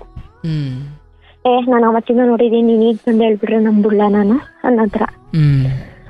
ಆಯ್ತು, ಅದು ಮುಗೀತು. ಸುಮ್ನೆ ಅದೇ ಕಂಟಿನ್ಯೂ ಆಗ್ತಿತ್ತು. ನನ್ ಪಾಡಿಗೆ ನಾನು ಆಗೋಷ್ಟು ಕೆಲಸ ಮಾಡ್ಕೊಂತಿದ್ದೆ, ಇಲ್ಲ ನನ್ ಪಾಡಿಗೆ ನಾನು ಇರ್ತಿದ್ದೆ. ಇನ್ನೊಂದಿನ ನಾವು ಹಿಂಗೆ ನಮ್ ರಿಲೇಷನ್ ಅಲ್ಲಿ ಮದ್ವೆ ಇತ್ತು ಅಂತ ಹೇಳಿ ಹೋಗಿದ್ದೆ. ನೈಟ್ 6:30 ಹೋದೆ ನಾನು. ಅಷ್ಟೊತ್ತಾಗ್ಲೇ ಸ್ವಲ್ಪ ಅವರೇ ಮಾತಾಡಿಸ್ತಿದ್ರು. ಬಾರಮ್ಮ ರೆಡಿಯಾಗಿ ಹೋಗೋಣ ಅಂತ ಅಂದೆ. ನಾನ್ ಬರಲ್ಲ ಹಂಗೆ ಹಿಂಗೆ ಅಂತ ಅಂದ್ರು. ಸರಿ ಆಯ್ತು ಇರು, ಬೆಳಗ್ಗೆಗೆ ಹೋಗೋಣ ಅಂತ ಹೇಳ್ಬಿಟ್ಟು ನಾನು ನಮ್ಮ ಮನೆಯವರು ಹೋದೋ ಕಾರಲ್ಲಿ. ಅವಾಗ ನಮ್ಮ ಮನೆ ಮುಂದೆ ಮದ್ವೆ ಬಸ್ ಇರುತ್ತಲ್ವಾ, ಅದು ಪೂಜೆ ಮಾಡ್ತಿದ್ರು. ನಾನ್ ಸುಮ್ನೆ ನೋಡ್ಕೊಂಡು ನಾನೇ ಪೂಜೆ ಮಾಡ್ಕೊತ ಹೋಗಿದ್ದೀನಿ. ನಿಂಬೆಹಣ್ಣೆಲ್ಲ ಇಟ್ಬಿಟ್ಟು ಕಡ್ಡಿ ಎಲ್ಲ ಹಚ್ಬಿಟ್ಟು ಪೂಜೆ ಮಾಡ್ಬಿಟ್ಟು ಬರ್ರಪ್ಪಿ ಅಂತ ಹೇಳ್ಬಿಟ್ಟು ಬಂದ್ವಿ. ನಾವು ಕಾರಲ್ಲಿ ಮುಂದೆ ಹೋದೋ ನಾವು. ಅವಾಗ ಯಾವ್ದು ನಿಂಬೆಹಣ್ಣು ಇಲ್ಲದ್ದು. ನಾನ್ ನೈಟ್ 11:30 ಬಂದು ಮನೆಯಲ್ಲಿ. ನಮ್ಮ ಮನೆಯವ್ರು ಬರ್ಲಿಲ್ಲ, ನಾನು ಒಬ್ಳೆ ಬಂದೆ ಕಾರಲ್ಲಿ. ನಾನು ನಾವ್ ವಾರ್ಗಿತ್ತೀರೆಲ್ಲ ಸೇರ್ಕೊಂಡ್ ಬಂದ್ಬಿಟ್ಟು ನಾವ್ 4 ಜನ. 11:30 ಬಂದ್ ನೋಡಿದ್ರೆ ಫುಲ್ ಅಡುಗೆ ನಿಂಬೆಹಣ್ಣೆಲ್ಲ ಇಟ್ಕೊಂಡ್ ಮಲ್ಗೋರೆ. ನನ್ಗೆ ಯಾರೋ ಹೇಳಿದ್ದು ನಮ್ ದೊಡ್ಡ ನಾದ್ನಿ ಊರಿಗೆ ಬಂದ್ ಹೋದ್ರಂತೆ. ನನ್ಗೆ ಆಯ್ತು, ನನ್ಗೇನು ಕೇಳಿ ಫಸ್ಟ್ ಕೇಳ್ದೆ, ಏನಕ್ಕೆ ಇಟ್ಕೊಂಡಿದ್ಯಮ್ಮ ಅಂತ ಕೇಳ್ದೆ. ಸಮಾಧಾನ ಕೇಳ್ದೆ, ಅಣ್ಣ ಏನಕ್ಕೆ ಇಟ್ಕೊಂಡಿದ್ದೀರಾ ಅಂತ ಕೇಳ್ದೆ. ಅವರು ಜ್ಯೂಸ್ ಮಾಡ್ಕೊಂಡ್ ಕುಡಿಯಕ್ಕೆ ಇಟ್ಕೊಂಡಿದೀನಿ, ಯಾಕೋ ವಾಮಿಟ್ ಬರಂಗ್ ಆಗ್ತಿತ್ತು ಅಂತ ಅಂದ್ರು. ಸರಿ ಕೊಡಿ, ಜ್ಯೂಸ್ ಮಾಡ್ಕೊಡ್ತೀನಿ ಅಂದೆ. ನಿನ್ಗೆ ಯಾಕೆ ಕೊಡ್ಬೇಕು, ನನ್ಗೇನ್ ಕೈ ಕಾಲಿಲ್ವಾ, ನಾನ್ ಮಾಡ್ಕೊಂತೀನಿ, ನೀನೇ ಅರ್ಥ ಹೇಳಕ್ಕೆ ಅಂತ ಅಂದ್ರು. ಬೇರೆಯವ್ರು ಹೇಳಿದ್ದು ಅಂದ್ರೆ ತಂದ್ಕೊಟ್ಟ. ಅವ್ರು ಹೋದ್ರು, ಅವರು ತಂದ್ಕೊಟ್ರು ಇಲ್ವೋ ನನಗ್ ಗೊತ್ತಿಲ್ಲ ಅಣ್ಣ. ಅಂದ್ರೆ ನೈಟ್ ಅಲ್ಲಿ ಬಸ್ ಅಲ್ಲಿ ಬಂದ್ರಲ್ಲ, ಮದ್ವೆ ಬಸ್ಸಲ್ಲಿ ಎಲ್ಲಾ ಊರಿಗೆ ಬಂದ್ರಲ್ವಾ, ಅವಾಗ ಅವ್ರ ಜೊತೆಲಿ ಬಂದ್ರಂತೆ ನಮ್ಮೂರ್ಗೆ. ಹಂಗೆ ನೋಡಿದ್ದವ್ರು ಹೇಳಿದ್ ನನಗೆ. ನಾನಂತೂ ನೋಡಿಲ್ಲ ಬಸ್ನಲ್ಲಿ, ನೋಡಿದ್ದವ್ರು ಹೇಳಿದ್ದು. ಆಯ್ತು ಅಂತ ಕೇಳ್ದೆ, ನಿಂಬೆಹಣ್ಣೆಲ್ಲ ಕುಡಿ ಅಂತ ಕೇಳ್ದೆ. ಅವ್ರು ಕೊಡಕ್ಕೆ ರೆಡಿ ಇರ್ಲಿಲ್ಲ. ನಾನ್ ಏನ್ ಮಾಡ್ದೆ, ಸ್ವಲ್ಪ ಕೈ ಹಿಂಗ್ ಅದ್ಮಿ ಫೋರ್ಸ್ ಆಗಿ ಕಿತ್ಕೊಂಡೆ. ಈಗ್ಲೂ ಸೀರಿಯಸ್ ಆಗಿ ಇಷ್ಟೇ ಅಣ್ಣ ಆಗಿದ್ದು. ಕೈ ಹಿಂಗ್ ಹಿಂಗ್ ಗಂಟಾಕೊಂಡ್ ಹಿಂಗ್ ಇಟ್ಕೊಂಡಿದ್ರಲ್ವಾ, ಅದನ್ನ ಸ್ವಲ್ಪ ಕೈ ಹಿಂಗ್ ಪುಷ್ ಮಾಡಿ ಹಿಡ್ಕೊಂಡು ನಿಂಬೆಹಣ್ಣು ಮಾತ್ರ ಕಿತ್ಕೊಂಡೆ. ಅದೇನಾಯ್ತು, ಸ್ವಲ್ಪ ಬಳೆ ಲೂಸ್ ಹಾಕೊಂಡಿದ್ರಲ್ಲ ಇವ್ರು, ಬಳೆ ಕೆಳಗ್ ಬಿತ್ತು. ಅಷ್ಟೇ ಆಗಿದ್ದು. ಇನ್ನೇನು ನಾನು ಈಗ್ಲೂ ಕೂಡ ಇನ್ನೇನು ಮಾಡಿಲ್ಲ. ನಮ್ಮ ಮನೆಯವ್ರು ಬಂದ್ರು, ನಮ್ಮ ಮನೆಯವ್ರಿಗೆ ತೋರಿಸಿ ಕೇಳ್ದೆ, ಹಿಂಗ ಯಾಕಪ್ಪ ಹಿಂಗ್ ಮಾಡ್ಬೇಕು, ಏನ್ ಮಗ ಸೊಸೆ ಚೆನ್ನಾಗಿರೋದು ಇಷ್ಟ ಇಲ್ವಾ. ಅದಕ್ ಮುಂಚೆ ಆಗಿ ನಾನು ನಮ್ಮ ಅಮ್ಮರ ಮನೆಗೆ ಹೋಗಿದ್ದಾಗ ನೆಕ್ಸ್ಟ್ 3 days ಆದ್ಮೇಲೆ ಬಂದಿದ್ದೆ. ಅಂದ್ರೆ ಸುಮ್ನೆ ಹಿಂಗೆ ಕ್ಯಾಶುಯಲಿ ಹೋಗಿದ್ದೆ. 3 ದಿನ ಆದ್ಮೇಲೆ ಬಂದಿದ್ದಾಗ ನಮ್ಮನೆ ಅಕ್ಕಿ ಬಾಕ್ಸ್ ಅಲ್ಲಿ ಕೆಂಪು ಕಲರ್ ಅಕ್ಷತೆ ಕಾಳು ಹಾಕಿದ್ರು. ಅಂದ್ರೆ ಈಗ ಗೊತ್ತಿರುತ್ತಲ್ವಣ್ಣ ನನಗೆ ದಿನಸಿ ಎಷ್ಟಿರಲ್ಲ ಮನೆಯಲ್ಲಿ ಅಂತ. ಇಷ್ಟಿತ್ತು ಅಂತ ನೋಡ್ಕೊಂಡು ಹೋಗಿದ್ದೆ. ಆಮೇಲೆ ಅದನ್ನ ಬೇರೆ ಬಾಕ್ಸಿಗೆ ಬಗ್ಗಿಸ್ಬಿಟ್ಟವ್ರೆ. ಫುಲ್ಲು ಹೊಸದನ್ನ ರೀಫಿಲ್ ಮಾಡಿ ಇಟ್ಟಿದ್ರು ನಮ್ಮ ಅತ್ತೆ. ಆಯ್ತು ಅಂತ ಹೇಳಿ ಹಾಕ್ಬೇಕಾದ್ರೆ ನೋಡಿ ಎಲ್ಲ ಹುಡ್ಕಿ ತೋರಿಸ್ದೆ. ನಮ್ಮಮ್ಮನೂ ಬಂದಿದ್ರು ಅವತ್ತು. ನಮ್ಮಮ್ಮಂಗ್ ತೋರಿಸ್ದೆ, ಅಮ್ಮ ಹಿಂಗ ಅಕ್ಷತೆ ಕಾಳು ಹಾಕೋರು ನೋಡಮ್ಮ ಕೆಂಪು ಕಲರ್ದು ಅಂತ. ನಮ್ಮಮ್ಮ ಏನ್ ಮಾಡ್ತೀವಿ, ಸುಮ್ನೆ ಇಲ್ಲೇ ಜಗಳ ಆಗೈತೆ, ಸುಮ್ನೆ ಜಗಳ ತಕ್ಕೊಂಬೇಡ ಬಿಡು, ನಾನೇನೋ ನೋಡ್ಕೊಳೋಣ ದೇವ್ರಿಗೆ ಬಿಟ್ಟಿದ್ದು ಅಂತ ಹೇಳಿ ಸುಮ್ನೆ ಆಗೋಯ್ತು. ಅದನ್ನ ನಮ್ಮ ಮನೆಯವ್ರು ನನ್ಗೀಗ ಅನ್ನಿಸ್ತಿದೆ, ಅದನ್ನ ನಮ್ಮ ಮನೆಯವ್ರಿಗೆ ತೋರ್ಸ್ಬೇಕಿತ್ತು ನಾನು. ನಮ್ಮಮ್ಮ ಅಲ್ಲಿಗೆ ಮುಚ್ಚಾಕ್ತು, ಸುಮ್ನೆ ಆದೆ. ನೆಕ್ಸ್ಟ್ ಹೋದಾಗ ಅದೇ ನಿಂಬೆಹಣ್ಣಿಂದ ಆಯ್ತು. ಅವತ್ ಫುಲ್ ಜಗಳ. ನಿಮ್ಮ ಹತ್ರ ಸುಳ್ಳ ಕೇಳ್ಬೇಕು, ನಮ್ಮ ಮನೆಯವ್ರು ಅವ್ರ ಅಮ್ಮನ ಪರಾನೇ ವಹಿಸ್ಕೊಂಡ್ ಮಾತಾಡಿದ್ರು. ಸ್ಟಾರ್ಟಿಂಗ್ ಅಲ್ಲಿ ನನ್ನನ್ ಬಿಟ್ರೆ ಯಾರು ಇಲ್ಲ, ನನಗೆ ಯಾರು ಬೇಕಾಗಿಲ್ಲ ಅಂತ ಬಂದವರು ಈಗ ನನಗೆ ಎಲ್ಲಾರು ಬೇಕು, ನೀನ್ ಇದ್ರೆ ಇರು ಹೋದ್ರೆ ಹೋಗು ಅನ್ನೋ ತರ ಮೈಂಡ್ ಸೆಟ್ ಅಲ್ಲಿ ಮಾತಾಡಿದ್ರು. ಸರಿ ಆಯ್ತು ಅಂತ ಅದು ಸಹಿಸ್ಕೊಂಡ್ ಸುಮ್ನೆ ಆಗ್ಬಿಟ್ಟೆ. ಆಮೇಲೆ ಒಂದೊಂದೇ ಸ್ಟಾರ್ಟ್ ಆಯ್ತು. ನಮ್ಮನೆ ಬಾಕ್ಲಲ್ಲಿ ರಕ್ತ ಹಾಕೋದು, ಅರ್ಶಿನ ಕುಂಕುಮ ಎಲ್ಲ ತಂದ್ ಚೆಲ್ಲೋದು, ಕೆಂಪು ನೀರ್ ಮಾಡಿ ಉಯ್ಯೋದು, ಎಲ್ಲಾ ಮಾಡಿದ್ರು ಅದು ನನಗೆ ಎಫೆಕ್ಟ್ ಆಯ್ತು, ಇಲ್ಲ ಅಂತ ಹೇಳಲ್ಲ. ಹೊಟ್ಟೆ ನೋವು ಅಂತ ತುಂಬಾ ಅನ್ಭವಿಸ್ಬಿಟ್ಟೆ ಅಣ್ಣ. 2 ತಿಂಗಳು ಆ ಕೆಂಪು ನೀರ್ ನಮ್ಮ ಮನೆಗೆ ಉಯ್ದ ಮೇಲೆ 2 ತಿಂಗಳು ಕಂಟಿನ್ಯೂಸ್ಲಿ ಹೊಟ್ಟೆ ನೋವು ಅಂತ ಹಾಸ್ಪಿಟ್ಲಿಗೆ ಹೋಗಿ ಕಿಡ್ನಿ ಸ್ಟೋನ್ ಆಗೈತೆ ಅಂತ ಹೇಳಿ ಎಲ್ಲಾ ತೋರಿಸ್ದೆ ಕೂಡ ಏನೂ ಇಲ್ಲ, ಎಲ್ಲ ನಾರ್ಮಲ್ ಬಂತು. ಬಟ್ ನನಗೆ ಹೊಟ್ಟೆ ನೋವು ಮಾತ್ರ ಕಮ್ಮಿ ಆಗ್ತಿರ್ಲಿಲ್ಲ. ಅದಾದ್ಮೇಲೆ ಹಿಂಗೆ ಎಲ್ಲೋ ಕೇಳಿದ್ಕೆ ಯಾರೋ ಏನೋ ವಾಮಾಚಾರ ಮಾಡೋರೆ ಅಂತ ಹೇಳಿದ್ರು. ಆಯ್ತು, ಏನ್ ಪರಿಹಾರ ಅಂತ ಕೇಳಿದ್ಕೆ ಏನು ಅವ್ರು ಹೇಳಿದೆಲ್ಲ ನಾನು ಮಾಡಿಸ್ಲಿಲ್ಲ ಅಣ್ಣ, ಸುಳ್ಳ ಕೇಳ್ಬೇಕು. ನಾನು ಅದನ್ನ ನಂಬ್ಲೂ ಇಲ್ಲ, ಕೇಳ್ದೆ ಮುಗೀತಲ್ಲಿಗೆ. ನಾನು ಮನೆ ದೇವ್ರಿಗೆ ಹೋದೆ, ಪೂಜೆ ಮಾಡಿಸ್ದೆ, ಬಂದೆ, ಎಲ್ಲ ಮನೆ ಸುತ್ತ ಹಾಕ್ತೆ, ಸುಮ್ಮನೆ ಆದೆ. ಅದಾದ್ಮೇಲೆ ಕರೆಕ್ಟಾಗಿ ಇದೆಲ್ಲ ನಡೆದು 2 ತಿಂಗಳಿಗೆ ನಾನು ಪ್ರೆಗ್ನೆಂಟ್ ಆದೆ. ಪ್ರೆಗ್ನೆಂಟ್ ಆಗಿ ಒಂದು 3 months 2.5 months ಆಗಿತ್ತು. ಅದು ಏನ್ ಕಾರಣನೋ ಏನೋ ಗೊತ್ತಿಲ್ಲ, ಸಡನ್ ಆಗಿ ಅಬೋರ್ಷನ್ ಆಯ್ತು. ಅದಾಗದೆ ನ್ಯಾಚುರಲಿ. ಸೊ ಆ ಟೈಮಲ್ಲಿ ನನ್ನ ನೋವು ನನಗಿತ್ತು. ಇವರೆಲ್ಲ ಹೇಳ್ಕೊಂಡಿದ್ದು ಹೆಂಗೆ ಅಂದ್ರೆ, ನಾವು ಉಸುರಂದಿತ್ತು ಉಳಿತ, ನಾವು ಉಸುರಂದಿತ್ತು ಅವಳಿಗೆ ಸತ್ತಿದ್ದು ಮಗು ನೋಡ್ ಸಾಯ್ತವಳೀಗ. ಎಷ್ಟು ಕೆಟ್ಟದಾಗಣ, ನಿಮ್ ಹತ್ರ ಸುಳ್ಳು ಹೇಳ್ಬಾರ್ದು. ನಾನ್ ಒಂದು ತಪ್ಪು ಮಾಡಿಲ್ಲ ಇದುವರೆಗೂ. ಸೀರಿಯಸ್ಲಿ ನಾನ್ ನಂಬಿರೋ ರಾಯರ ಮೇಲೆ ಆಣೆ ಮಾಡಿ ಹೇಳ್ತೀನಿ, ನಾನ್ ಒಂದೇ ಒಂದು ಕೆಟ್ಟದಾಗ್ಲಿ ನಮ್ಮ ಅತ್ತೆ ಮೇಲೆ ಕೈ ಎತ್ತಿರೋದಾಗ್ಲಿ ಇಲ್ಲ. ಅಷ್ಟು ಎಲ್ಲ ನಾನ್ ಇಷ್ಟಪಟ್ಟು ಮದ್ವೆ ಆಗಿರೋದು. ನನ್ ಗಂಡು ನಾನ್ ಬಿಟ್ಕೊಡ್ಬಾರ್ದು, ಏನೇ ಆದ್ರೂ ನಾನೇ ನೋಡ್ಕೊಬೇಕು ತಾನೆ ಅಂತ ಎಲ್ಲ ನಾನ್ ತಲೆಯಲ್ಲಿ ಇಟ್ಕೊಂಡು ನಾನು ಎಲ್ಲಾ ಮುಚ್ಚಿಟ್ಕೊಂಡ್ ಬಂದಂಗೆ ಇವ್ರು ನನ್ನ ಆದ್ನೇ ತಿರುಗಿ ಯಾರು ಹೇಳ್ತಿದ್ರು ಏನು ನನಗೆ ನಿಜವಾಗ್ಲೂ ಪ್ರೆಸೆಂಟ್ ಈಗ್ಲೂ ಗೊತ್ತಿಲ್ಲ. ಅದೆಲ್ಲ ಇವ್ರು ಹೆಂಗ್ ಮಾಡುದು, ಊರು ತುಂಬಾ ಹೇಳ್ಕೊಂಬರೋದು ಫೋನ್ ಮಾಡಿ. ನಮ್ಮ ಅತ್ತೆಗೆ ಅವತ್ ಕೈ ಹಿಂಗ್ ಪ್ರೆಸ್ ಮಾಡಿ ನಿಂಬೆಹಣ್ಣು ಕಿತ್ಕೊಂಡೆ ಅನ್ನಲ್ಲ, ಅದನ್ನ ಎದೆ ಮೇಲೆ ಕಾಲಿಕ್ಕಿ ಕತ್ತಿಸ್ಕೊಕ್ ಹೋಗಿದ್ಲು ಅಂತ ಹೇಳ್ಕೊಂಬಂದವ್ರೆ. ಒಂದೂರಲ್ಲಿ ರಿಲೇಷನ್ಸ್ ಇರೋ ಹತ್ರ ಹಿಂಗೆಲ್ಲ ಗಾಸಿಪ್ಸ್ ಆದಾಗ ಎಷ್ಟು ನೋವಾಗುತ್ತೆ ಗೊತ್ತಾಣ. ಒಬ್ರು ಮನೆಗ್ ಹೋಗಕ್ಕಾಗಲ್ಲ. ನಾನ್ ಒಂದು 3 months ಮನೆ ಬಿಟ್ಟು ಆಚೆ ಬರ್ತಿರ್ಲಿಲ್ಲ ನಾನು. ಅಷ್ಟು ನನ್ಗೆ ಹೇಳ್ಕೊಳಕ್ಕೂ ಆಗ್ತಿಲ್ಲ, ಅಷ್ಟು ಡಿಪ್ರೆಷನ್ಗೆ ಹೋಗಿದ್ದೆ ನಾನು. ನನಗ್ ಯಾರು ಬೇಡ, ನಾನು ಇಷ್ಟಪಟ್ಟಿದ್ದ ಗಂಡನೂ ಕೂಡ ನನಗಿಲ್ಲ ಇವತ್ತು. ನಾನು ಏನೂ ತಪ್ಪು ಮಾಡಿಲ್ಲ, ಏನಕ್ಕೆ ಇಷ್ಟೆಲ್ಲ ನಾನು ಇದ್ ಮಾಡ್ತಿದ್ದಾರೆ. ನನ್ಗೆ ಇದೆಲ್ಲ ಬಿಟ್ಟು ನನಗೆ ಯಾರು ಬೇಡ ಅನ್ಕೊಂಡು ನನ್ ಮಗು ಅಂತ ನಾನು ನೋಡ್ಕೊಳಕ್ ಹೋದ್ರು ಅದಕ್ಕೂ ಏನೋ ಒಂದು. ಈಗ ಕಳ್ಕೊಂಡಿರೋಳು ನನಗ್ ನೋವಿರಲ್ವಾ, ಅದನ್ನ ಅವ್ರು ಉಸುರಂದಿದ್ಕೆ ಹೋಯ್ತು ಅನ್ನೋದು ನನ್ಗೆ ಎಷ್ಟು ನೋವಾಯ್ತು ಅಂದ್ರೆ, ಅದೇ ಪರಿಸ್ಥಿತಿ ಅವಳಿಗಾಗಿದ್ರೆ. ಈಗ ನಾದ್ನಿ ಚಿಕ್ಕ ನಾದ್ನಿ, ಅವಳಿಗೆ 3 ಜನ ಹೆಣ್ಮಕ್ಳು. ಅವ್ರಿಗೆ ಹೆಣ್ಮಕ್ಳಲ್ಲಿ ಯಾರಿಗಾದ್ರೂ ಒಬ್ರಿಗೆ ಈ ತರ ಆದ್ರೆ ಆ ಮಾತಾಡ್ತಾರ ಅವರು, ಏನೋ ಆಗೋಯ್ತು ಬಿಡಮ್ಮ ಸಾಂತ್ವನ ಮಾಡೋದ್ ನೋಡಿದೀನಿ, ಅದನ್ ಬಿಟ್ಟು ಹಾಳಾಗೋಗ್ಲಿ. ಎಷ್ಟು ನೋವಾಯ್ತು ಅಂದ್ರೆ ಅಣ್ಣ, ನನ್ಗೆ ಯಾರು ಬೇಡ, ನನ್ಗೇನು ಬೇಡ ಅಂತ ಸುಮ್ನೆ 1-2 ತಿಂಗಳು ನಮ್ಮ ಅಮ್ಮನ ಮನೆಯಿಂದ ನಾನು ಬಂದೇ ಇರ್ಲಿಲ್ಲ. ಆಯ್ತು, ಆಮೇಲೆ ನಮ್ಮ ಮನೆಯವರು ನಂಗೆ ಅಬೋರ್ಷನ್ ಆಗಿ 1 weekಗೆ ಕರ್ಕೊಂಡ್ ಬಂದ್ಬಿಟ್ರು. ಬೇಡ ಅಲ್ಲಿರ್ಬೇಡ, ಇಲ್ಲಿದ್ದೆ ಎಲ್ಲ ತಲೆಗೆ ಹೋಗುತ್ತೆ, ನಾನು ಇದ್ದೀನಿ ನಿನ್ಗೆ ಹಂಗೆ ಹಿಂಗೆ. ನನಗ್ ಒಂದೊಂದ್ ಟೈಮ್ ಏನ್ ಅನ್ಸುತ್ತೆ ಅಣ್ಣ ಅಂದ್ರೆ ಅಣ್ಣ, ಸುಳ್ಳು ಹೇಳ್ಬಾರ್ದು, ನಮ್ಮ ಮನೆಯವರೇ ಸಪೋರ್ಟ್ ಮಾಡ್ತಾವ್ರೇನೋ ಅವ್ರಿಗೆ. ಎಲ್ಲಾ ನೀನೇ ಅಂತಾರೆ, ಬಟ್ ನಮ್ಮ ಮನೆಯವರೇ ಸಪೋರ್ಟ್ ಮಾಡ್ತವ್ರೆ ಅನ್ಸುತ್ತೆ. ಈಗ ಏನೋ ನಾನ್ ಕೇಳೋದು, ಇನ್ನು ನಂಬ್ಕೊಂಡಲ್ವಾಪ ನಾನ್ ಬಂದಿರೋದು. ನಿಮ್ಮಮ್ಮ ಏನು ಅಂತ ಗೊತ್ತಿಲ್ಲ, ನಿಮ್ಮ ಅಕ್ಕದಿರಿ ಏನು ಅಂತ ಗೊತ್ತಿಲ್ಲ, ನಿಮ್ ಫ್ಯಾಮಿಲಿ ಏನು ಅನ್ನೋದೇ ನನಗ್ ಗೊತ್ತಿಲ್ಲ. ನಾನು ಅವತ್ತಿನ ನೋಡಿರೋದ್ ನೀನೊಬ್ಬನ್ನೇ. ನನಗೆಲ್ಲಾ ನೀನೇ ಅನ್ಕೊಂಡು 2 ವರ್ಷ ಅರ್ಥ ಮಾಡ್ಕೊಂಡು ಲವ್ ಮಾಡಿ, ಅವಾಗ ನನ್ ಹೆಂಗೆ ಅಂದ್ರೆ ನೀನ್ ನನಗ್ ಲಕ್ಕು ಕಣೆ, ನೀನಿದ್ರೇನೆ ನನಗೆ. ನಾನ್ ಮದ್ವೆ ಆಗಕ್ ಮುಂಚೆನೆ ಅವರು ನನಗ್ ಪರಿಚಯ ಆದ್ಮೇಲೆ 1 ಕ್ಯಾಂಟ್ರ್ ತಗೊಂಡ್ರು, 1 ಕಾರ್ ತಗೊಂಡ್ರು, ಆ ಮನೇನ ಇನ್ನೊಂದು ಹೊಸ ಮನೆ ಕಟ್ಕೊಂಡ್ರು, 1 ಅಂಗಡಿ ಕಟ್ಸಿದ್ರು. ಇಷ್ಟೆಲ್ಲ ಒಳ್ಳೇದಾಯ್ತು. ನಾನ್ ಮದ್ವೆ ಆದ್ಮೇಲೆ 1 ಕಾರ್ ತಗೊಂಡ್ರು. ಅಷ್ಟೆಲ್ಲ ಅವಾಗೆಲ್ಲ ಹೆಂಗೆ ಅಂದ್ರೆ ನೀನ್ ನನ್ ಲಕ್ಕು ಅಂತಿದ್ರು. ಯಾವಾಗ ಇವ್ರ ಅಕ್ಕನ ವಿಷಯ, ಇವ್ರ ಅಮ್ಮರ ವಿಷಯ ಎಲ್ಲ ಮುಂದಕ್ಕೆ ಬಂತು, ನೀನ್ ನನಗ್ ದರಿದ್ರ, ಏನ್ ಕರ್ಮ ಮಾಡಿ ನೀನು ಕಟ್ಕೊಂಬಿಟ್ನೋ. ನನಗ್ ಒಂದು ಕ್ಷಣ ಹೆಂಗಾಯ್ತು ಅಂದ್ರೆ ಅಣ್ಣ, ಮಾತುಗಳು ಕೇಳ್ದಾಗ ನಾನ್ ಹಿಂಗೆ ಅಂದೆ, ನಾನ್ ನಿನ್ ಹತ್ರ ಹುಡಿಕೊಂಡ್ ಬಂದಿರ್ಲಿಲ್ಲಪ್ಪ, ನೀನ್ ತಾನೇ ನಾನೇ ಬೇಕು ಅಂತ ಬಂದಿದ್ದು. ಅವತ್ತು ಒಳ್ಳೊಳಗಿದ್ದವಳು ಇವತ್ತು ಯಾಕೆ ದರಿದ್ರ ಆಗ್ತಿದ್ದೀನಿ? ನಾನು ಏನೂ ತಪ್ಪು ಮಾಡಿಲ್ಲ, ನಿಮ್ಮನ್ನ ಒಂದು ಕ್ವಶನ್ ಮಾಡಲ್ಲ, ನೀವ್ ಯಾಕೆ ಹಿಂಗೆ ಅನ್ನಲ್ಲ. ನಾನಾಯ್ತು ನನ್ನ ಜೀವನ ಆಯ್ತು ಅಂದ್ರೆ ನನ್ ರೂಮ್ ಬಿಟ್ಟು ಆಚೆ ಬರಲ್ಲ. ನಿಮ್ಮ ಅಮ್ಮಂದೇ ಆಗ್ಲಿ ಏನು ಅಂತ ಕೇಳಲ್ಲ, ನೀನ್ ಎಷ್ಟೊತ್ಕಾದ್ರೂ ಹೋಗು ಎಷ್ಟೊತ್ಕಾದ್ರೂ ಬಾ, ನಾನ್ ಏನು ಅಂತ ಕೇಳಲ್ಲ. ಯಾಕೆ ನಾನು ಇಷ್ಟೊಂದು ಜನಗಳ ಮುಂದೆ ತಪ್ಪಿತಸ್ಥೆ ಮಾಡ್ತಿದ್ದೀರಾ?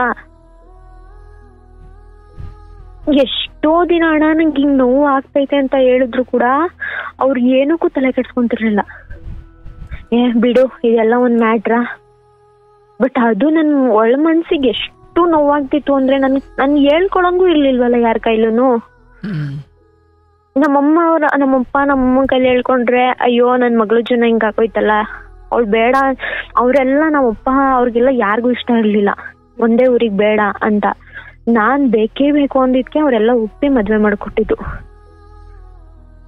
ಅವಳ ಆಯ್ಕೆನೆ ಹಿಂಗಾಗೋಯ್ತಲ್ಲ ಅಂತ ನೋವು ಪಡ್ತಾರೆ ಅಂತ ನಾನು ಯಾರಿಗೂ ಹೇಳ್ತಿರ್ಲಿಲ್ಲ. ಅಷ್ಟೆಲ್ಲ ನಾನು ಏನೇ ಹೇಳ್ಕೊಳಕ್ ಹೋದ್ರು ಅವ್ರು ಏನೂ ತಲೆಗೆ ಹಾಕೊಂಡೆ ಹಿಂಗ್ ಮಾಡ್ಬಿಟ್ರು ಅಂದ್ರೆ ಅವ್ರ ನಿಂಬೆಣ್ಣಲ್ಲ ಅಣ್ಣ. ನಾನ್ ಸುಳ್ಳಾಕ್ ಹೇಳ್ಬೇಕು, 2-3 ಸಲ ನಿಂಬೆಣ್ಣು ಕಣ್ಮುಂದೆ ತೋರ್ಸಿದ್ದೀನಿ. ನೋಡಪ್ಪ ಇಲ್ಲೇ ಸಿಕ್ಕೈತೆ ನೋಡು ನಿಂಬೆಣ್ಣು, ಏನ್ ಹೇಳ್ತೀಯ ಇದಕ್ಕೆ? ಅವ್ರ ಅಮ್ಮನ್ ಮುಂದೆನೆ ಸಿಕ್ಕಿರೋದ್ನು ಕೇಳಿದೀನಿ. ಅವ್ರೇನಂತಾರೆ ಏನಾಗ್ಬಿಡುತ್ತೆ, ಏನ್ ಸತ್ತೋಗ್ಬಿಡ್ತಾರ, ಈಗ ನೀನ್ ಸತ್ತೋಗ್ಲಿ ಅಂತ ಮಾಡೋರ, ಹಂಗಾದ್ರೆ ನಾನೇ ಕುಡಿತೀನಿ ಅಂತೆಲ್ಲ ನಿಂಬೆಣ್ಣೆಲ್ಲ ಕುಡ್ದಿದ್ರು. ಆಯ್ತು ಅಂತ ಹೇಳಿ ಸುಮ್ನೆ ಅದೇ. ಅದಾದ್ಮೇಲೆ ನನಗ್ ಏಕಾಏಕಿ ಎಷ್ಟು ಎದೆ ನೋವು ಸ್ಟಾರ್ಟ್ ಆಯ್ತು ಅಂದ್ರೆ ಏನು ಇಲ್ಲ, ECG ಮಾಡ್ಸ್ರಿ ಏನು ಇಲ್ಲ, ಏನು ಎಲ್ಲ ನಾರ್ಮಲ್. ನಮ್ ದೊಡ್ಡ ನಾದ್ನಿ ಒಂದ್ಸಲಿ ನಮ್ ಮನೆಗ್ ಬಂದು ಹೋದ್ರು. ಅದಾದ್ಮೇಲೆ ನನಗೆ ನಮ್ ಚಪ್ಲಿ ಸ್ಟ್ಯಾಂಡ್ ಹತ್ರ ತಾಯ್ತ ಸಿಕ್ಕಿತ್ತು ಅಣ್ಣ. ಅದು ನನಗೆ ಕೆಲವೊಂದು ಅನುಭವ ಆಗಿತ್ತಲ್ವ ಅಷ್ಟ್ರಲ್ಲಾಗ್ಲೇ. ಆ ತಾಯ್ತನ ನನ್ ಕೈಯಲ್ಲಿ ಮುಟ್ಲಿಲ್ಲ, ಕಡ್ಡಿಲಿ ಎತ್ತಿ ನೋಡ್ದೆ, ಏನು ಇರ್ಲಿಲ್ಲ ಅಂತ ತಗೊಂಡೋಗ್ ಸುಟ್ಟಾಕ್ಬಿಟ್ಟೆ. ಅಷ್ಟಾಯ್ತು. ಆಮೇಲೆ ನನಗೆ ಎದೆ ನೋವು ಕಂಟಿನ್ಯೂಸ್ಲಿ ಬರಕ್ ಸ್ಟಾರ್ಟ್ ಆಯ್ತು. ಫುಲ್ಲು ಸೀರಿಯಸ್ ಆಗಿ 2 ಸಲ ಹಾಸ್ಪಿಟ್ಲಿಗೆ ಅಡ್ಮಿಟ್ ಮಾಡೋರೆ. ಪ್ರಜ್ಞೆನೇ ಇಲ್ದೆ ನನಗೆ. ಒಂದ್ಸಲಿ ಆಚೆ ರೋಡಲ್ಲಿ ಒಂದ್ಸಲಿ ಬಿದ್ದೋಗ್ಬಿಟ್ಟಿದೆ, ಒಂದ್ಸಲಿ ಮಲ್ಗಿದ್ದೋಳು ಎದೊಳಕ್ಕೆ ಆಗ್ದಿಲ್ದಿರೋ ಅಷ್ಟು ಎದೆ ನೋವು ಬಂದು ಅವಾಗ ಒಂದ್ಸಲಿ 11:15 ಹಾಸ್ಪಿಟಲ್ಗೆ ಕರ್ಕೊಂಡು ಹೋಗವ್ರೆ. ಅಷ್ಟೆಲ್ಲ ಆದ್ರೂ ಕೂಡ ನನ್ಗೆ ಅವರೇ ಸರಿ ಅನ್ನೋರು. ಅವ್ರು ಬೇಕು ಅಂತ ಅಷ್ಟಾಯ್ತು. ಫೈನಲ್ ಆಗಿ ಈಗ ಎದೆ ನೋವಿಂದೆಲ್ಲ ಕಂಪ್ಲೀಟ್ ಆಗಿ ನನ್ ತಲೆಯಿಂದಾನೆ ಬಿಟ್ಟಾಕ್ಬಿಟ್ಟೆ. ನನ್ ಜೀವನ ಇದು, ನಾನು ಇಷ್ಟಪಟ್ಟು ಮದ್ವೆ ಆದ್ನೋ ಏನಾದ್ನೋ ನನಗ್ ಬೇಡ. ಈಗ ನಮ್ಮನೆಯವ್ರು ಹೇಳೋದೇನು, ನಾವು ಈಗ ಅವ್ರನ್ನ ಸೇರ್ಸ್ಕೊಂತೀವೋ ಅಂದ್ರೆ ಇವ್ರ ಆಗ್ತಿರ್ನ ಒಳಿಗ್ ಸೇರ್ಸ್ಕೊಂತೀವೋ ಬಿಡ್ತೀವೋ ಸೆಕೆಂಡ್ರಿ, ನೋಡೋ ಜನಗಳ ಮುಂದೆ ನಮ್ಮ ಮನೆಗ್ ಬಂದೋಗ್ಲಿ ಅಂತ ಅವರು. ನಾನ್ ಹೇಳ್ತಿರೋದೇ ಇಷ್ಟು, ನಿನ್ ಮನೆ ಹಾಳಾಗೋಗ ಅಂತ ಅವ್ರ ಆಚೆ ಹೋಗಿರೋದು. ಅವ್ರ ಸಾಯೋವರೆಗೂ ನಮ್ಮ ಮನೆ ಕಾಲಿಕ್ಕಲ್ಲ ಅಂತ ಹೇಳ್ಬಿಟ್ಟು ಹೋಗಿದ್ರು ನನ್ ದೊಡ್ಡನಾದ್ನಿ. ಅಷ್ಟೆಲ್ಲ ಅವ್ರು ಹೇಳೋಗಿದ್ಮೇಲೆ ನಾವ್ ಯಾಕೋ ಕರಿಬೇಕು? ಅಂದ್ರೆ ಈಗ ಅವ್ರು ಸುಮ್ನೆ ನಮ್ಮ ಮನೆಯವ್ರಿಗೆ ಏನಾದ್ರು ಕೋಪಕ್ಕೆ ಹಂಗೆ ಹಿಂಗೆ ಅನ್ಬಿಟ್ರೆ ಏನಲ್ಲೇ ಅನ್ನೋದಷ್ಟು ಕೋಪ ಬರುತ್ತೆ. ಇವ್ರು ನನ್ ಮುಂದೆನೆ ಬಂದು ನೀನ್ ಅಂತೋಳು ಇಂತೋಳು ಅಂತ ಅಂದ್ರು ನಾನೆಲ್ಲಾ ಕ್ಷಮಿಸಿ ಬರ್ರಮ್ಮ ನೀವು ಅಂತ ಒಳಗಡೆ ಬಿಟ್ಕೋಬೇಕು.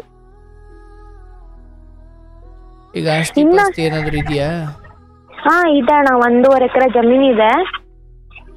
ಅವ್ರಿಗೆ ಅದ್ರ ಬಗ್ಗೆ ತಕರಾರು ಇದೆಯಾ? ತಕರಾರು ಅಂತ ಏನೂ ಇಲ್ಲ. ನಮ್ಮ ಮನೆಯವ್ರು ಹೆಂಗ್ ಹೇಳ್ತಿರೋದು ಅಂದ್ರೆ, ನಾನ್ ಅವತ್ತಿಂದ ಒಳ್ಳೆನೋ ಅನ್ನಿಸ್ಕೊಂಡಿದ್ದೀನಲ್ಲ, ಅದಕ್ಕಾದ್ರೂ ಅವ್ರು ಸೈನ್ ಹಾಕ್ತಾರೆ, ಏನು ಕೊಡೋ ಹಂಗಿರಲ್ಲ. ಹಂಗೂ ಏನಾದ್ರು ಬೇಕು ಅಂದ್ರೆ ಒಂದ್ 50,000 ದುಡ್ಡು ಕೊಟ್ಬಿಡೋಣ ಬಿಡು ಅನ್ನೋ ತರ ಇವ್ರು ಹೇಳ್ತಿರೋದು. ನಮ್ ಮನೇಲಿ ನಾನ್ ರೂಮಲ್ಲಿ ಮಾತಾಡೋದೆಲ್ಲ ಪ್ರತಿಯೊಂದ್ ವಿಷಯನೂ ಅವ್ರಿಗೆ ಗೊತ್ತಾಗುತ್ತಣ್ಣ. ನಾವಿರೋದೇ 3 ಜನ, ನಮ್ಮತ್ತೆ, ನಾನು, ನಮ್ಮ ಮನೆಯವರು. ಗೊಂದಲ ಏನಿದೆ ಅದನ್ನ ಹೇಳು. ಆಯ್ತು, ಕಥೆಯೆಲ್ಲ ಕೇಳದೆ. ನನಗೀಗ ಇಷ್ಟು ನನ್ ಲೈಫಲ್ಲಿ ನನ್ ಮದ್ವೆ ಆದ್ಮೇಲೆ ನಡೆದಿರೋ ಸ್ಟೋರಿ ಅಣ್ಣ. ಪ್ರೆಸೆಂಟ್ ನನ್ಗಿರೋ ಗೊಂದಲ ಈಗ ಇಷ್ಟೆಲ್ಲ ನಡೆದ್ಮೇಲೆ ನನ್ ಮತ್ತೆ ಅವರು ನಕ್ಸೆಪ್ಟ್ ಮಾಡ್ಬೇಕಾ ನನ್ನ ನಾದ್ನಿದಿರ್ನ ಅನ್ನೋದೊಂದು. ಮತ್ತೆ ನಮ್ಮ ಅತ್ತೆಗೆ ಹುಷಾರಿರ್ಲಿ ಅಂದ್ರೆ ಮೊನ್ನೆ ರೀಸೆಂಟ್ ಆಗಿ 3 months ಮುಂಚೆ ಗರ್ಭಕೋಶದ ಆಪರೇಷನ್ ಮಾಡಿಸ್ತು. ಕ್ಯಾನ್ಸರ್ ಆಗಿತ್ತು. ಅಂದ್ರೆ ಅದು ಕ್ಯಾನ್ಸರ್ ತಿರ್ಕೊಳ್ಳೋ ಮುಂಚೆನೆ ಒಂದ್ 15 ದಿನ ಮುಂಚೆ ಆಪರೇಷನ್ ಮಾಡಿಸ್ತು. ಅವತ್ತು ಕೂಡ ನನ್ ಕೆಳಗಡೆ ನೆಲದಲ್ಲಿ ಮಲ್ಕೊಂಡು ನನ್ನ ಮತ್ತೆ ನೋಡ್ಕೊಂಡೆ ಹೊರ್ತು ಯಾರು ಬರ್ಲಿಲ್ಲ ನನ್ಗೆ ನೋಡ್ಕೊಳಕ್. ನಮ್ಮ ಅತ್ತೆಗೆ ಅವ್ರ ಎತ್ತು ಮಕ್ಳು ಕೂಡ ಬರ್ಲಿಲ್ಲ. ನಾನು ಅವ್ರು ಒಂದು ಕಡೆಯಿಂದ ನನ್ನ ಕಾರ್ಯ ಏನಾಯ್ತೋ ನಾನು ಎಲ್ಲಾ ಮಾಡಿದ್ದೀನಿ ಅಣ್ಣ. ಅವರು ಒಂದೇ ಒಂದ್ ದಿನಕ್ಕೂ ನನ್ಗೆ ಅಷ್ಟು ಎದೆನೋವು ಬಂದು ನನ್ ಬಿದ್ದಾಗ ಕೂಡ ತಗೊಳಮ್ಮ ನೀರ್ ಕುಡಿ ಅಂತ ಒಂದ್ ಲೋಟ ಕೊಟ್ಟಿಲ್ಲ. ಅವ್ರ ಕರ್ಮ ಫಲಕ್ಕೂ ಅವ್ರು ಒಂದು ದಿನಕ್ಕೂ ಒಂದು ಲೋಟ ಆಗ್ಲಿ, ನಾನ್ ಪ್ರೆಗ್ನೆಂಟ್ ಇದ್ದಾಗೂ ಕೂಡ ತಗೊಳಮ್ಮ ಒಂದ್ ಲೋಟ ನೀರ್ ಕುಡಿ ಅಂತನೂ ಕೊಟ್ಟಿಲ್ಲ. ಬಟ್ ನಾನ್ ಅದೆಲ್ಲ ಮರ್ತು ಅವ್ರು ಕೆಳಗ್ ಬಿದ್ದಿರೋ ಟೈಮಲ್ಲಿ ನನ್ ಕೈಲಿ ಎಷ್ಟಾಗುತ್ತೋ ಅಷ್ಟು ನಾನು ನೋಡ್ಕೊಂಡಿದ್ದೀನಿ ಅಣ್ಣ. ಅವಾಗೂ ಹೆಣ್ಮಕ್ಳು ಯಾರು ಬರ್ಲಿಲ್ಲ, ಅಲ್ಲಿಗೆ ಮುಗೀತವ್ರದ್ದು. ನಾನು ಅವತ್ತೇ ಹೇಳಿದ್ದೆ, ಅವ್ರದೆಲ್ಲ ಮರ್ತು ನಮ್ಮಮ್ಮ ಅನ್ನೋ ಒಂದ್ ಆಸೆ ಇದ್ದಿದ್ರೆ ಬರ್ತಿದ್ರಲ್ವಾ, ನಂದ್ ಬೇಡ. ಅವ್ರ ತಾಯಿ ಬಿದ್ದಾಗ ಬರ್ಲಿಲ್ವಾ? ಇಲ್ಲ ಅಣ್ಣ, ಬರ್ಲಿಲ್ಲ. ಕೊನೆಗೆ ನೋಡ್ಕೊಳ್ಳಿಲ್ವೋ? ಬರ್ಲೂ ಇಲ್ಲ, ನೋಡ್ಕೊಳ್ಳೂ ಇಲ್ಲ. ಮನೆಗ್ ಬಂದ್ಮೇಲೂ ಕೂಡ ಬರ್ಲಿಲ್ಲ ಅವರು. ಅದು ಒಂದ್ ಆಪರೇಷನ್ಗೆ ಸಂಜೆ ಏನೋ ನಮ್ಮ ಯಜಮಾನ್ರು ಕಾಲ್ ಮಾಡಿ ಹೇಳಿದ್ರಂತೆ, ಹಿಂಗ್ ಹಾಸ್ಪಿಟ್ಲಿಗೆ ಸೇರ್ಸಿದೀವಿ, ಆಪರೇಷನ್ ಆಯ್ತು ಅಂತ. ಅವತ್ತು ಬೆಳಗ್ಗೆಗೆ ಬಂದ್ರು, ದೊಡ್ಡವರು ಚಿಕ್ಕವರು ಎಲ್ಲಾ ಸೇರ್ಕೊಂಡ್ ಬಂದ್ರು. ಅದು ಹೆಂಗೆ ಅಂದ್ರೆ ನಾನು ಇದೀನ ಇಲ್ವಾ ಅಂತ ಕೇಳ್ಕೊಂಡ್ ತಮ್ಮಂಗ್ ಫೋನ್ ಮಾಡಿ ಕೇಳ್ಕೊಂಡ್ ಬಂದಿರೋದು. ನಾನು ಎಲ್ಲೋ ಹೋಗಿದ್ದೋಳು, ಅಷ್ಟಲ್ಲಿ ಬೇಗ ಬಂದೆ. ಬಂದ್ಮೇಲೆ ನಾನ್ ಕೇಳ್ದೆ, ಏನು ಯಾರು ಹೇಳಿದ್ರು ಬರಕ್ಕೆ ಅಂತ ಅಂದೆ. ಫಸ್ಟ್ ಬಂದು, ನಿನ್ನಿಂದಾನೆ ಕಣೆ ನಮ್ಮ ಅಪ್ಪನ ಮನೆ ಹಾಳಾಗಿದ್ದು, ನೀನ್ ಬಂದು ಕಾಲಿಕ್ಕಿದ್ದ ದೆಸೆನೆ ನನ್ನ ತಮ್ಮನೆ ಜೀವನನೇ ಹೊರಟೋಯ್ತಲ್ಲೇ, ಒಂದ್ರಿಂದ ಒಂದ್ ಬರ್ತಾನೆ ಐತಲ್ಲೇ ನಿನ್ನಿಂದ, ಮನೆ ಹಾಳಿ ಅದೇನೇನೋ ಅಣ್ಣ, ನನಗೆ ಅಷ್ಟು ಪದಗಳು ಬರಲ್ಲ, ಏನೇನೋ ಬೈದ್ಬಿಟ್ರು. ನಮ್ಮ ಅಪ್ಪನ ಮನೆ ಹಾಳು ಮಾಡ್ಬಿಟ್ಟಲ್ಲೇ ನೀನ್ ಬಂದು, ನಿನ್ಗೆ ನಾನು ಉಸುರಂದಿದ್ ನಿನ್ ಕೈಲಿ ಉಳಿಸ್ಕೊಳಕ್ ಆಯ್ತೇನೆ ಅಂತ ಅಲ್ಲೂ ಅಂದ್ರು. ಸರಿ ಆಯ್ತು, ನನ್ ಜಗಳ ಮಾಡಕ್ ಇದು ಹಾಸ್ಪಿಟಲ್, ಜಗಳ ಮಾಡಕ್ ಟೈಮ್ ಇಲ್ಲ, ಹೋಗ್ತಾ ಇರ್ರಿ ಆಚೆ ಅಂತ ಅಂದೆ. ಅದನ್ನ ಹತ್ಕೊಂಡ್ ನಮ್ಮ ಮನೆಯವ್ರ ಆಚೆ ನಿಂತಿದ್ರು, ಹಿಂದೆನೆ ಬಂದ್ ಹೇಳ್ದೆ, ಅಪ್ಪಿ ಹಿಂಗೆಲ್ಲಾ ಅಂದ್ರು ಅಂತ. ಅವ್ರು ಅವಾಗ್ಲೂ ಕೂಡ ಒಂದ್ ಮಾತ್ ಕೇಳಲಿಲ್ಲ ಅಣ್ಣ, ಮುಂದೆನ ಅಂದಿದ್ ವಿಷಯ. ಅಷ್ಟೆಲ್ಲಾ ಮುಗೀತು, ನನ್ ಮುಂದೆ ಅಷ್ಟೆಲ್ಲಾ ಆದ್ಮೇಲೆ ನನೀಗ ಅವ್ರು ನಕ್ಸಕ್ ಮಾಡಕ್ಕೆ ರೆಡಿ ಇಲ್ಲ. ಇನ್ನೊಂದು, ನಮ್ಮನೆ ಅವರು ತುಂಬಾನೇ ನಾಟಕ ಮಾಡ್ತವ್ರು ನನ್ನ ಹತ್ರ. ನನ್ ಮುಂದೆ ಒಂಥರ ನಡ್ಕೊಳ್ಳೋದು, ನಾನು ಇಲ್ಲಿಲ್ಲ ಒಂಥರ ನಡ್ಕೊಳ್ಳೋದು. ಸೊ ನಂಗೆ ಈಗ ಪ್ರೆಸೆಂಟ್ ಇರೋ ಗೊಂದಲ ಇಷ್ಟೇ, ನನ್ನ ಆದ್ಮೇಲೆ ನಕ್ಸಕ್ ಮಾಡ್ಬೇಕಾ? ಏನ್ ನಡ್ಕೊಳ್ತಾರ ನಿಮ್ ಗಂಡ? ನಾನ್ ಕೇಳೋದಣ್ಣ, ಈಗ ನಾವಿಬ್ರು ಏನೋ ಮಾತಾಡ್ಕೊಂತೀವಿ ಅಂದ್ರೆ, ಇಲ್ಲ ನಿಮ್ಮಮ್ಮ ಹೇಳ್ಬೇಕು, ಇಲ್ಲ ನೀನ್ ಹೇಳ್ಬೇಕಲ್ವಾ? ಅದೇನ್ ಪರ್ಟಿಕ್ಯುಲರ್ ಆಗಿ ನಾನ್ ಮಾತಾಡಿದ ಪದನೇ ಅವ್ರ ಬಾಯಲ್ಲಿ ಬರುತ್ತೆ. ನಿಮ್ ನಾದ್ನಿದಿರ್ ಅಂದ್ರೆ ನಿಮ್ ಅಕ್ತಿರ್ ಬಾಯಲ್ಲಿ ಇವ್ರು ಹೇಳೋದು, ಹಂಗಾರೆ ನಾನು ಓದ್ತೀನ ಹೇಳಕ್ಕೆ ಅಂತ. ಆಯ್ತು, ಈಗ ಅತ್ತೆ ಹೆಂಗಿದ್ದಾರೆ? ಹುಷಾರಾಗಿದ್ದಾರಣ್ಣ. ಅವ್ರು ಈಗ ಮುಂಚೆ ಅಷ್ಟೆಲ್ಲ ಇದ್ ಮಾಡ್ತಿದ್ರಲ್ಲ, ಏನು ಕೇಳಿದಕ್ ಮಾತ್ರ ಉತ್ತರ ಕೊಡು. ಚೆನ್ನಾಗಿದ್ದಾರೆ ಅಂದ್ರೆ ಅವ್ರ ಮುಂಚೆಗಿನ್ನ ಈಗ ಬದ್ಲಾಗಿದ್ದಾರೆ. ಊಟ ಆಯ್ತಾ ಅಂತ ಕೇಳಿದ್ರು, ಊಟ ಆಯ್ತು, ಬೆಳೆ ಸಾರು ಮಾಡಿದ್ದು, ತಟ್ಟೆಲ್ ತಿಂದು ಒಲೆಯಲ್ಲಿ ಮಾಡಿದ್ದು ಅಂತ ಹೇಳ್ಬಾರ್ದು. ಸರಿ ಅಣ್ಣ. ಊಟ ಆಯ್ತು ಅಂದ್ರೆ ಊಟ ಆಯ್ತು, ಇಲ್ಲ ಅಂತ ಆಯ್ತು. ಗಂಟೆಗೆ ಮಾತಾಡಿದೀಯಾ? ವಿಷಯ ಇರೋದಿಷ್ಟೇ. ಅತ್ತೆ ಅವ್ರಿವ್ರ ಮಾತು, ಅವತ್ತು ಮಗಳದಿರ ಮಾತು ಕೇಳ್ಕೊಂಡು ಸೊಸೆಯನ್ನ ಅನ್ಯಾಯವಾಗಿ ನಡೆಸ್ಕೊಂಡ್ರು.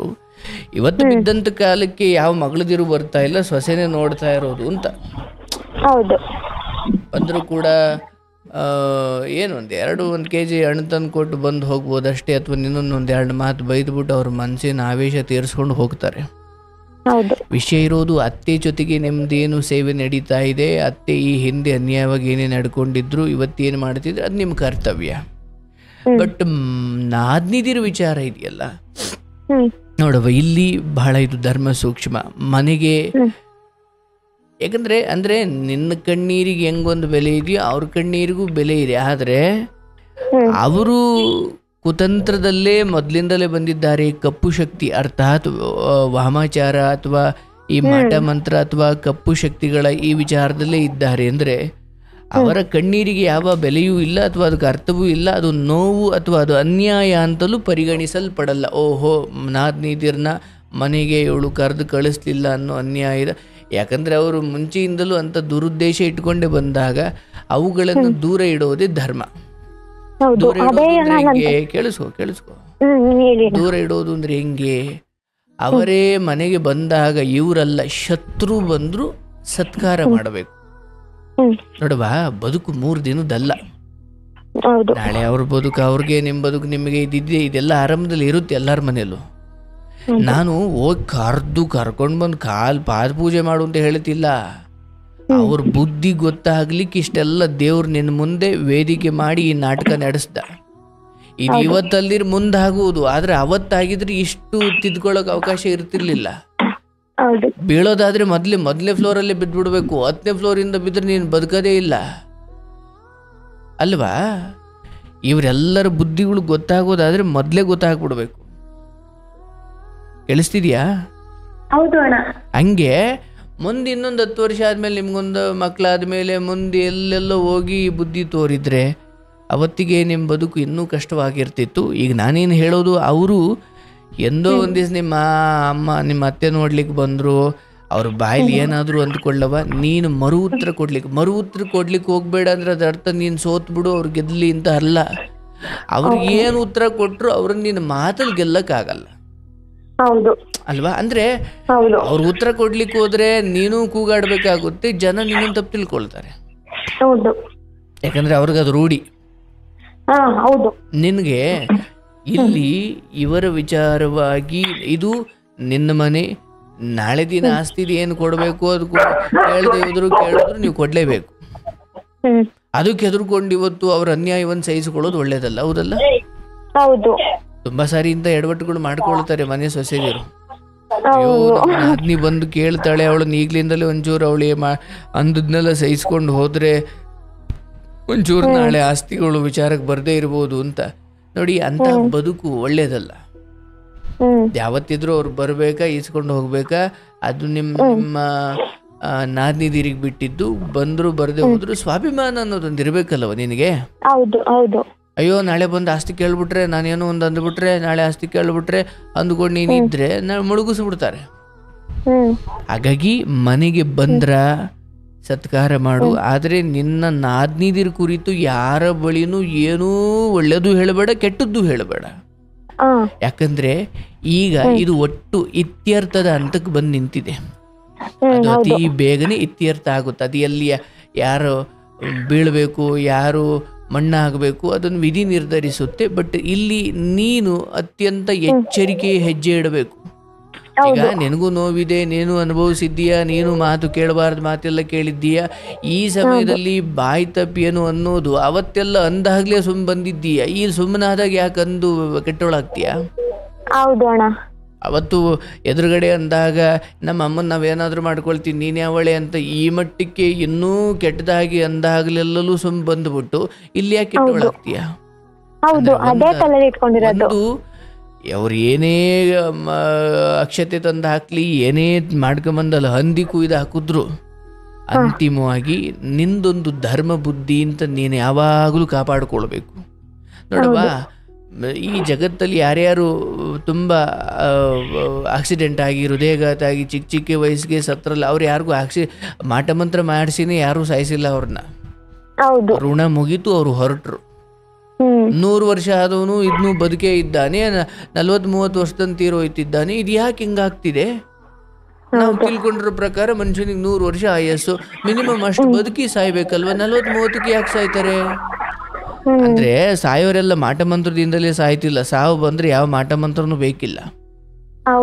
ಹಾಗಾಗಿ ನೀವು ಅದಕ್ಕೆ ಹೆದರ್ಕೊಳ್ಳೋದು ಬೇಡ. ಆದ್ರೆ ಅಂತ ಬುದ್ಧಿ ಇದೆ ಅಂತ ಗೊತ್ತಾದವ್ರನ್ನ ದೂರ ಇಡೋದು, ಅದ್ ನೀನ್ ಮಾಡೋದಲ್ಲ, ನೀನ್ ಗಂಡ ಮಾಡಬೇಕು. ನೀನ್ ಮಾಡಿದ್ರೆ ಅದು ಕೆಟ್ಟದ್ದಾಗುತ್ತೆ. ಅಥವಾ ಅದೇ ಗಂಡ ಯಾಕೆ ಇಲ್ಲಿ ಮೀನಾಮೇಷ ಎಣಿಸ್ತಿದ್ದಾರೆ ಅಂದಾಗ, ನೋಡುವ ನಿನಗೆ ತಗದ ಒಗ್ದ ಅಂತ ಮಾತಾಡ್ಲಿಕ್ಕೆ ನೀನ್ ಈಗ ಬಂದಿರೋಳು. ಇವ್ರಿಗೊಂದು ಕರುಳ ಬಂಧನ ಇರುತ್ತೆ, ಅದು ಒಂದೇ ಸಲ ಹಂಗೆ ತಳ್ಳಕಾಲ. ನೀನು ಅದನ್ನ ಅರ್ಥ ಮಾಡ್ಕೊಳ್ಬೇಕು. ಈಗ ನನ್ನ ಗಂಡ ಅಲ್ಲೊಂದು ಮಾತಾಡ್ತವ್ರ ಅಂತ ಇದ್ರೆ, ಹಂಗಿದ್ದಿದ್ರೆ ಯಾವುದೋ ಒಂದು ನಿನಗೆ ಹೆಂಗೊಂದು ಕೆಟ್ಟಗಳಿಗೆ ಇತ್ತು, ನೋವು ಅನುಭವಿಸ್ತೆ, ಈತಂದು ಒಂದು ಕೆಟ್ಟಗಳಿಗೆ. ಬಟ್ ಈತ ಮೂಲಭೂತವಾಗಿ ಆತನ ಸ್ವಭಾವ ಕೆಟ್ಟದ್ದಲ್ಲ, ಯಾವುದೋ ಹೊರಗಿನ ಶಕ್ತಿ ಒಂಚೂರು ಕೆಲಸ ಮಾಡ್ತಿರುತ್ತೆ. ಅದು ಮಾಟ ಅಂತ ಹೇಳೋದಕ್ಕಿಂತ ಆತನಿಗೆ ಒಂದು ಅಂದ್ರೆ ತೀರಾ ಈಗ ದೇವ್ರ ಮೈ ಮೇಲೆ ದೇವ್ರು ಬಂದು ಕುಣಿದಾಡಿ ಕಿರಿಚಾಡಿ ಗೋಡೆ ಹೊಡೆದು ಅವ್ರಿವ್ರು ನೋಡ್ಸಾಡಿ ಅದಾಗಿ ಇದಾಗಿ ತೀರಾ ಒಂದು ಹಂತ ಉನ್ಮಾದ ಆದಮೇಲೆ ಮತ್ತೆ ಪ್ರಜ್ಞಿತ ಬಿದ್ದು ಎಚ್ಚರ ಆದಮೇಲೆ ಅಯ್ಯೋ ನಾನು ಎಂತ ತಪ್ಪು ಮಾಡ್ತೀನಿ ಅಂತ ಗೊತ್ತಾಗುತ್ತಲ್ಲ ಅವ್ರಿಗೆ. ಹಂಗೆ ಈತ ಒಂದು ಹಂತ ಎತ್ತರಕ್ಕೆ ಹೋಗಿ ಅಲ್ಲಿಂದ ಒಂಚೂರು ಬಿದ್ದು ಅವಾಗ ಹೆಂಡತಿ ಬೆಲೆ ಗೊತ್ತಾಗುತ್ತೆ. ಹೆಂಡತಿ ಬೆಲೆ ಗೊತ್ತು, ಬಟ್ ಇನ್ನೂ ಕೆಲವೊಂದು ಏನು ನಿಷ್ಠೂರದ ನಿರ್ಧಾರ ತೆಗೆದುಕೊಳ್ಳುವಷ್ಟು ಧೈರ್ಯ ಆತನಿಗಿಲ್ಲ. ಅಂದ್ರೆ ಮರ್ಯಾದೆ ಅದೇ ಜನ ಹೇಳ್ತಾ ಇದ್ನಲ್ಲ, ನಿಷ್ಠೂರ ಕೆಲವೊಮ್ಮೆ ನಿಷ್ಠೂರ ಮಾಡ್ಕೊಳ್ಬೇಕಾಗುತ್ತೆ. ಹೌದು. ಬಟ್ ಈಗ ನೀನು ನಿನ್ನ ಅತ್ತೆ ಸೇವೆ ಮಾಡು, ಇವ್ರು ಯಾರು ಏನು ಮಾಡಿಸಿದ್ರು ನಿನ್ನ ಮನೆಗೆ ಅಥವಾ ನಿನ್ನ ಮನೆಗೆ ಯಾವ ಪ್ರಾಣ ಹಾನಿನೂ ಆಗಲ್ಲ. ಅಣ್ಣ ನಾನು ಕೆಲವೊಂದು ನಿಮ್ ವಿಡಿಯೋ ನೋಡಿ ನಾನು 1-2 ವರ್ಷದಿಂದ ನೋಡಿ ನನ್ ತಲೆಯಲ್ಲಿ ಬಂದಿದ್ದೇನು ಅಂದ್ರೆ ನಾನೀಗ ಯಾರು ಏನೇ ಮಾಡ್ಲಿ ನನ್ನ ಒಳ್ಳೆತನದಲ್ಲಿ ನಾನು ಇರ್ಬೇಕು. ನೀವು ಲಾಸ್ಟ್ ಟೈಮ್ ಒಂದು ಇದೇ ತರ ಅತ್ತೆ ಸೊಸೆದ್ ವಿಡಿಯೋ ನೋಡಿದ್ದೆ ನಾನು. ಅಂದ್ರೆ ನಮ್ಮತ್ತ ನನಗೆ ಅಷ್ಟೊಂದು ಕಾಟ ಕೊಡ್ಲಿಲ್ಲ, ಕೆಟ್ಟ ಮಾತಲ್ಲ ಅಂದ್ರು, ಬೈದ್ರು, ಕೆಲ್ಸ ಮಾಡಲ್ಲ ಅಂತ ಮಲ್ಕೊಂಡ್ರು, ಅಷ್ಟು ಬಿಟ್ರೆ ಊರ್ ತುಂಬಾ ನನ್ ಬಗ್ಗೆ ಕೆಟ್ಟದಂತ ಹೇಳ್ಕೊಂಬಂದ್ರು. ಬಟ್ ಯಾವತ್ತು ನನಗೆ ಹೊಡ್ದು ಬಡ್ದು ಅದೆಲ್ಲ ಮಾಡಿಲ್ಲ. ನಾನ್ ಏನೇ ಮಾಡ್ದಿಲ್ಲಿದ್ದೆ ನನ್ಗೆ ಹೊಡೆದ್ಬಿಟ್ಲು, ಬಡ್ದ್ಬಿಟ್ಲು, ಕತ್ತಿ ಸುಟ್ಬಿಟ್ಲು, ಇದೆಲ್ಲ ಹೇಳ್ಕೊಂಬಂದ್ರು. ನಾನು ಅವತ್ತು ಆ ವಿಡಿಯೋ ನೋಡಿದ್ಮೇಲೆ ನಾನು ಅನ್ಕೊಂಡೆ, ಈಗ ಇವ್ರ ಬಾಯಲ್ಲೇ ನಾನು ಒಳ್ಳೆಳು ಅನ್ನಿಸ್ಕೋಬೇಕು. ನೀನ್ ಯಾಕಂದೆ ಅಂತ ಕ್ವಶನ್ ಮಾಡಕ್ ಮಾತ್ರ ಹೋಗ್ಬಾರ್ದು. ನೀವ್ ಹೇಳಿದ್ರಿ ಅದ್ರಲ್ಲಿ ಅವಳಿಗೆ, ಅಂದ್ರೆ ಅವ್ರ ಸೊಸೆ ಹೇಳ್ತಿದ್ರಲ್ಲ, ಅವ್ರಿಗೆ ಹೇಳಿದ್ರಿ, ನೀನೇ ಹೋಗಿ ಯಾವತ್ತೂ ಕೇಳ್ಬೇಡಮ್ಮ, ನೀನ್ ಅವ್ರ ಏನ್ ಹೇಳ್ತಾರೋ ಅದ್ ವಿರುದ್ಧ ನಡ್ಕೋ, ಒಳ್ಳೆತನದಲ್ಲಿರು ಅಂತ ನೀವ್ ಹೇಳಿದ್ರಿ. ನಾನು ಅದನ್ನ ಕೇಳಿ ಅದನ್ನ ತಲೆಯಲ್ಲಿ ಇಟ್ಕೊಂಡು ನಾನು ಯಾವಾಗ ಏನು ಊಟ ಬಡಿಸಬೇಕು, ಏನು ನೀರು ಕಾಯಿಸ್ಕೊಡ್ಬೇಕು, ಬಟ್ಟೆ ಒಗೆದು ಕೊಡಬೇಕು, ಅದನ್ನ ಮಾಡ್ಬೇಕು. ಅವ್ರ ಶತ್ರು ಆದ್ರೂ ನೀವು ಅದನ್ನ ಮಾಡಬೇಕು. ಆದ್ರೆ ಮಾತು ಕೇಳೋ ವಿಚಾರಕ್ಕೆ ಬಂದಾಗ ಅವ್ರು ಅದಕ್ಕೆ ಅರ್ಹರಲ್ಲ ಅಂದ್ರೆ ದಯವಿಟ್ಟು ಕೇಳಬೇಡಿ. ಅದೇ ಅಣ್ಣ ನಾನು ತಲೆಯಲ್ಲಿ ಓಡಿಸ್ಕೊಂಡಿದ್ದು. ಈಗ ಅವ್ರು ಕೆಳಗ್ ಬಿದ್ದಾಗ ನಾನು ಯಾವಾಗ ನೋಡ್ಕೊಂಡು, ಈಗ ಅವ್ರಾಗವ್ರೆ ಎಲ್ಲಾರ ಕೈಲಿ ಹೇಳ್ಕೊಂತಾರೆ ನನ್ ಸೊಸೆ ಒಳ್ಳೆವಳು, ನನಈಗ ಅವಳೇ ಕೊನೆಗಾಲದಲ್ಲಿ ಆಗಿದ್ದು, ಮಕ್ಳು ಬರ್ಲಿಲ್ಲ, ಅವಳು ಬಿಟ್ರೆ ನನ್ಗೆ ಯಾರು. ಅವ್ರೆ ಈಗ ಮೊನ್ನೆ ಏನೋ ಫಂಕ್ಷನಿಗೆ ಅವ್ರ ಮಕ್ಳು ಬಂದ್ರು ಕೂಡ, ನಮಗ್ ನೀನ್ ಯಾರು ಬೇಕಾಗಿಲ್ಲ, ನಂಗೆ ನನ್ ಸೊಸೆ ಮಗ ಬೇಕು, ಇನ್ಯಾರು ಬೇಡ ನನ್ಗೆ ಅಂತ ಹೇಳಿ ಅವತ್ ನಾನ್ ಮಾತಾಡ್ಸು ಅಂದ್ರು ಕೂಡ ಮಾತಾಡ್ಸ್ಲಿಲ್ಲ ಅವರು. ಅಷ್ಟು ಅವ್ರು ಬದ್ಲಾಗಿದಾರಣ್ಣ. ನನಗ್ ಚೆನ್ನಾಗಿದ್ದೀನಿ, ನನಗೇನೂ ತೊಂದ್ರೆ ಇಲ್ಲ. ಇನ್ನ ನಾನು ಹೇಳೋದು ಸೊಸೆದಿರ ವಿಚಾರವಾಗಿ ಅಥವಾ ನಿನ್ನ ನಾದಿದಿರು ಏನಿದ್ದಾರೆ, ನೀನು ಗಂಡ ಹೆಂಗಾದ್ರೂ ಇದನ್ನ ಮಾಡ್ಕೊಳ್ಳಿ, ನೀನ್ ಹೆಚ್ಚು ಅಂಟಿಸ್ಕೊಳ್ಬೇಡ. ಮನೆ ಬಾಗಿಲಿಗೆ ಬಂದಾಗ ಬೇಡ ಅನ್ನಕ್ ಹೋಗ್ಬೇಡ. ಒಂದ್ಸಲಿ ಅಣ್ಣ ನಾನು ಇದು ನಿಮ್ದು ಇನ್ನೊಂದ್ ವಿಡಿಯೋಲು ನೋಡಿ ನಾನೇ ಒಂದ್ಸಲಿ ಸೋತ್ಬಿಡೋಣ, ಅವ್ರು ಕೆಟ್ಟದ್ ಮಾಡಿದ್ರು ಸರಿ ಅಂತ ಹೇಳಿ ನನ್ನ ಮನೆ ಫಂಕ್ಷನಿಗೆ ಕರೆದ್ರು ಕೂಡ ಅವತ್ತು ಬಂದ್ ಜಗಳ ಮಾಡಿದ್ರು. ನೀನ್ ಯಾವಳೆ ಕರಿಯಕ್ಕೆ, ನನ್ ತಮ್ಮ ಇರ್ಲಿಲ್ವಾ, ನಿನ್ ಮುಖ ನೋಡ್ಕೊಂಡು ಯಾವಳು ಬಂದವಳೆ. ನನ್ಗೆ ಅದು ಎಷ್ಟು ಹರ್ಟ್ ಆಯ್ತು ಅಂದ್ರೆ, ನಾನು ಎಲ್ಲಾ ಬಿಟ್ಟು ಒಳ್ಳೆವಳಾಗೋಣ, ಬೇಡ ಒಳ್ಳೆವಳಲ್ಲ, ನಾನು ಒಳ್ಳೆವಳೆ ಕೂಡ, ನಿಮ್ ದೃಷ್ಟಿಲಿ ಕೆಟ್ಟವಳಾಗಿದ್ದೆ, ಹೋಗ್ಲಿ ಒಳ್ಳೆ ತಂದಲ್ಲಿ ನಡ್ಕೊಳ್ಳೋಣ, ನಮ್ಮ ಮನೆಯವರೇ ಕರಿಯಲ್ಲ ಅಂದ್ರು. ಇಲ್ಲಿ ನಾನು ಒಂದು ತೀರ್ಪು ಅಥವಾ ಅಂತಿಮವಾಗಿ ಏನೋ ಹೇಳಬೇಕಾದ್ರೆ ನೀನೇನು ಹೇಳಿರ್ತೀವಿ ಅದಕ್ಕೆ ಮುಂದೆ ಭವಿಷ್ಯನೂ ನಾನು ಯೋಚನೆ ಮಾಡಿರ್ತೀನಿ. ಹಾಗಾಗಿನೇ ನಾನು ಬೇಡ ಅಂತ ಹೇಳ್ತೀನಿ. ಆಯ್ತು, ಮೇಲೆ ಬಿದ್ದು ಹೋಗವ, ನೀನು ಒಂಚೂರು ಭಾಗವ, ನನಗೆ ಹೇಳ್ಬೇಕಂದ್ರೆ ಅಲ್ಲಿ ಅವರ ಎದುರಿಗಿರೋರ ವರ್ತನೆ ಮತ್ತೆ ಮುಂದೆ ಅಲ್ಲಿ ಏನು ಅವರು ಇನ್ನೂ ಏನು ಆಕ್ಷನ್ ತಗೊಳ್ಳಲಿದ್ದಾರೆ ಅದನ್ನೆಲ್ಲ ಯೋಚನೆ ಮಾಡೇ ನಾನು ತೀರ್ಮಾನ ಕೊಡಬೇಕಾಗುತ್ತೆ. ಈಗ ನನಗೆ ನೀವೊಂದಷ್ಟು ವಿಚಾರ ಹೇಳಿದ್ರೆ, ಅವ್ರು ಹಿಂಗೆ, ಅವ್ರ ವರ್ತನೆ ಹಿಂಗೆ, ಅವರು ಸ್ವಲ್ಪ ಕಪ್ಪು ಶಕ್ತಿ ಜೊತೆಯಾಗಿರೋದು, ಅಂದ್ರೆ ಇದನ್ನೆಲ್ಲ ತಗೊಂಡಾಗ ಮನೆಯ ಲಕ್ಷ್ಮಿ, ನಿನ್ನ ಮನೆ ಲಕ್ಷ್ಮಿ ಅಥವಾ ನೀನಾಗಿರೋದು, ಅಂದ್ರೆ ಹೆಣ್ಣು ದೇವಿ ನೀನಾಗಿರೋದ್ರಿಂದ ನೀನು ಅವ್ರ ಜೊತೆ ಶಾಮೀಲ್ ಆಗಂಗಿಲ್ಲ, ಅಥವಾ ಅವರ ಅನ್ಯಾಯಗಳನ್ನ ನೀನು ಗಂಡ ಸಹನೆ ಮಾಡ್ದಂಗೆ ಮಾಡಂಗಿಲ್ಲ. ಈಗ ಕಡ್ಡಿ ತುಂಡಾದಂಗೆ ಇರಬೇಕು. ಇಲ್ಲಿ ಮತ್ತೆ ಹೆಂಗೆ ಬದಲಾಗುತ್ತಿದ್ದಾರೆ ಅದಕ್ಕೆ ತಕ್ಕಂತೆ ನೀನು ಇವರ ವಿಚಾರ ಅಪಪ್ರಚಾರ ಮಾಡಬೇಡ, ಬಟ್ ನಿನ್ನ ಮನೆಗೆ ಅದು ಬೇಡ. ಇದ್ರಲ್ಲಿ ವ್ಯತ್ಯಾಸ ಇದೆ. ನನಗೆ ಅದು ಆಗ ಬರ್ಲಿಲ್ಲ ಅಂದ್ರೆ ನಾನು ಅದನ್ನ ಅದ್ರ ಇರ್ಬೇಕು, ಆದ್ರೆ ಅದ್ರ ಬಗ್ಗೆ ಅಪಪ್ರಚಾರ ಮಾಡಬಾರ್ದು. ಬರ್ನ್ ಮಾಡ್ಲಿಕ್ಕೆ ಅದನ್ನ ಎಲ್ಲಿ ಗುಂಡಿ ತೋಡಬೇಕು ಅದಕ್ಕೆ ವಿಧಿ ಇರುತ್ತವ. ಒಬ್ರಿಗೊಂದು ಕೆಟ್ಟದ್ದು ಬಯಸೆ ಇವತ್ತಿಗೆ ಕರ್ಮ ಅನುಭವಿಸ್ಬೇಕು, ಅಂಥದ್ರಲ್ಲಿ ಇಂಥದ್ದೇನೋ ಮಾಡಿಸ್ಬಿಟ್ಟು ಯಾರು ನೆಮ್ಮದಿಯಾಗಿರೋಕ್ಕಾಗಲ್ಲ. ಆಯ್ತಾ? ಸುಮ್ಮನೆ ಒಂದು ಕೆಟ್ಟದ್ದು ಬಯಸಿದ್ರೆ ಅದಕ್ಕೆ ದೊಡ್ಡ ಶಿಕ್ಷೆ ಇರುತ್ತೆ, ಅಂಥದ್ರಲ್ಲಿ ಇದಕ್ಕೆಲ್ಲ ಸುಮ್ಮನೆ. ಅಣ್ಣ, ನಾನು ಕರ್ಮಫಲ ನಂಬೋಳು, ನಾನು ನಿಜವಾಗ್ಲೂ ನನ್ನ ಕರ್ಮಫಲ ನಾನು ಅನುಭವಿಸ್ತೀನಿ ಅನ್ನಂತ ನಂಬೋಳು. ನಾನು ನೋಡ್ದಂಗೆ ನಾನು ಅದೇ ಲಾಸ್ಟ್ ನಾನು ಹೋಗಿ ನನ್ನ ರಾಯರ ಮುಂದೆ ಯಾವತ್ ಕಣ್ಣೀರ್ ಹಾಕೊಂಡ್ ಬಂದೆ, ಅದಾಗಿ 1 ವಾರಕ್ಕೆ ನನ್ನ ದೊಡ್ಡ ನಾದ್ನಿಗೆ ಫುಲ್ ಹಾರ್ಟ್ ಅಟ್ಯಾಕ್ ತರ ಆಗಿ ಹಾಸ್ಪಿಟಲ್ 1 ವೀಕ್ ಅಡ್ಮಿಟ್ ಆಗಿದ್ರು. ನಾನು ಅವತ್ತು ನಮ್ದೆ, ನಂದೇನೂ ತಪ್ಪಿಲ್ದೆ ನನ್ನ ರಾಯರು ಫಲ ಕೊಟ್ಟಿದ್ದಾರೆ. ಆಯ್ತವ, ಇವತ್ತಿಗೆ ನಾನು ನಿಮ್ಮನ್ನು ಯಾಕೋ ಇಲ್ಲಿವರೆಗೂ ಕಳಿಸಿದ್ದಾನೆ, ನಾನು ಅದನ್ನೇ ಸ್ಪಷ್ಟವಾಗಿ ಹೇಳ್ತಾ ಇದ್ದೀನಿ. ಯಾರಿಗೂ ಮನಸ್ಸಲ್ಲಿ ಈಗ ಇವ್ರು ಯಾರ್ಯಾರು ಏನೇನು ಮಾಡಿದ್ದಾರೆ, ಯಾವ ನೋಡುವ ದೇವ್ರು ಕೆಡಿಸ್ಬೇಕು, ನಾವು ಕೆಡಬೇಕು. ಹೌದು. ನೀನು ಮನೋಬಲವನ್ನ ಕುಗ್ಗಿಸ್ಕೊಂಡ್ರೆ ಇವ್ರು ಯಾರು ಏನೋ ಮಾಡಿಸೋದು ಬೇಡ, ನೀನು ಭಯವೇ ನಿನ್ನನ್ನು ಹಾಳು ಮಾಡಾಕ್ಬಿಡುತ್ತೆ. ಹೌದು. ನೋಡಿ, ಎಂತ ಆರೋಗ್ಯವಂತನೂ ಸಾಯ್ತಾನೆ, ಹಾಸ್ಪಿಟ್ಲಲ್ಲಿರೋ ICUನಲ್ಲಿರೋನು ಸಾಯ್ತಾನೆ. ಸಾವಿಗೆ ರೋಗ ಬೇಕೇ ಇಲ್ಲ, ಸಾವಿಗೆ ಯಾರು ಮಾಟ ಮಂತ್ರ ಮಾಡಿಸೋದು ಬೇಕೇ ಇಲ್ಲ. ಆಗಿರ್ಬೇಕಾದ್ರೆ ನನ್ನ ಗಂಡನದ್ದೊಂದು ಕೆಟ್ಟಗಳಿಗೆ, ನಂದೊಂದು ಕೆಟ್ಟಗಳಿಗೆ, ನನ್ನ ನಾದಿದಿರದೊಂದು ಕೆಟ್ಟಗಳಿಗೆ, ಅಮ್ಮಂದೊಂದು ಅತ್ತೆದೊಂದು ಕೆಟ್ಟಗಳಿಗೆ, ಎಲ್ಲರೂ ಅವ್ರವ್ರದ್ದು ವಿಲನ್ ಪಾತ್ರ. ಒಂದು ಸಿನಿಮಾ ಅಂದಾಗ ಎಷ್ಟು ಪಾತ್ರ ಇರ್ತವೆ, ಒಂದು ಕಾಮಿಡಿ, ಒಂದು ವಿಲನ್, ಒಂದು ಹೀರೋ, ಒಂದು ಸೈಡ್ ಆಕ್ಟರ್, ಒಂದು ತಂದೆ ಪಾತ್ರ, ತಾಯಿ ಪಾತ್ರ, ಎಷ್ಟಿರ್ತವೆ. ಬದುಕು ಸಿನಿಮಾಗಿಂತ ಬೇರೆ ಏನೂ ಅಲ್ಲ. ಒಮ್ಮೊಮ್ಮೆ ಇವರು ವಿಲನ್, ಈಗ ಆಯ್ತು, ಅದಕ್ಕೆ ತಕ್ಕಂಗೆ ಅವರು ಫಲ ತಿನ್ನೋಕೆ ಇನ್ನು ಮುಂದೆಯೂ ಶುರು ಆಗುತ್ತದು. ಆದರೆ ಕೇವಲ ಆ ಎಲ್ಲ ಫಲಗಳು ಅವರ ಪರಿವರ್ತನೆಗೆ ಹೊರತು ಅವರ ಸಾವಿಗಲ್ಲ. ನೀವಾದರೂ ಅಷ್ಟೇ, ಅವ್ರಿಗೇನೋ ಶಿಕ್ಷೆ ಆದಾಗ ಇದಕ್ಕೆ ಹಿಂಗಾಯ್ತು ಬೇಡ, ಇದರಿಂದ ಅವ್ರಿಗೆ ಪರಿವರ್ತನೆ ಆಗ್ಲಿಕ್ಕೆ ಮಾತ್ರ ಕೆಲವೊಮ್ಮೆ ದೇವರು ಶಿಕ್ಷೆಯ ರೂಪದಲ್ಲಿ ಶಿಕ್ಷಣ ಕೊಡ್ತಾನೆ ಅಲ್ವಾ. ಇವತ್ತೊಬ್ರು ಬಿದ್ದಿರ್ಬೋದು, ಇವನ್ ಅವ್ರ ಪಾಪಗಳಿಂದಲೇ ಅವ್ರು ಬಿದ್ದಿರ್ತಾರೆ. ಆದರೆ ನಾನೊಬ್ಬ ಮನುಷ್ಯನಾಗಿ ಹೇಗೆ ಯೋಚಿಸಬೇಕು ಅಂದರೆ, ಈಗ ನಾನು ಅವ್ರು ಬಿದ್ದಿರೋದು ಅದು ವಿಧಿಯ ನಿರ್ಧಾರ ಆಗಿರಬೇಕಾದ್ರೆ ನಾನು ಅದು ಅಡ್ಡಕ್ಕೆ ಬರ್ಲಿಕ್ಕಾಗಲ್ಲ. ಆದರೆ ವಿಧಿಗೆ ನಾನು ಒಂದು ಪ್ರಾರ್ಥನೆ ಮಾಡ್ಬೋದು, ಅಪ್ಪ ತಿದ್ದುಕೊಳ್ಳೋಕೆ ಅವಕಾಶ ಕೊಡಪ್ಪ ಅವ್ರಿಗೆ. ಯಾಕಂದ್ರೆ ನಾಳೆ ನಾನು ಬೀಳೋಳಿದ್ದೀನಿ. ಹಾಗಾಗಿ ನಿಮಗೇನು ತೊಂದರೆ ಮಾಡಿದ್ರು, ಇದು ಮಾಡಿದ್ರು, ನಿಮಗೇನು ಒಬ್ಬ ಕಾಯೋನಿರ್ತಾನೆ, ಅವನದು ನೋಡ್ಕೊಳ್ತಾನೆ. ನೀವು ಯಾರಿಗೆ ಶರಣಾಗಿರ್ತೀರಿ ಅವನು ಕಾಪಾಡ್ಕೊಳ್ತಾನೆ. ಅದಕ್ಕೆ ಒಂದು ದೊಡ್ಡ ಶಕ್ತಿಗೆ ಶರಣಾಗಬೇಕು ಮನುಷ್ಯ. ಅದು ರಾಯರಿರ್ಬೋದು, ಕೃಷ್ಣ ಇರ್ಬೋದು, ಗುರುಗಳಿರ್ಬೋದು, ಯಾರೇ ಇರ್ಬೋದು. ಒಂದು ದಿವ್ಯ ಶಕ್ತಿಯನ್ನ ಸದಾ ನಂಬಿಕೊಂಡ್ರೆ ನಿಮ್ಮ ಪಕ್ಕನೇ ಇರಬೇಕು ಅಂತ, ಎಲ್ಲೋ ದೂರದಲ್ಲಿದ್ದು ಅದು ನಿಮ್ಮನ್ನು ಕಾಪಾಡುತ್ತೆ. ಅದು ಒಂದು ಇಡೀ ಸೃಷ್ಟಿ ಹಾಗೇ ನಡೀತಾ ಇದೆ.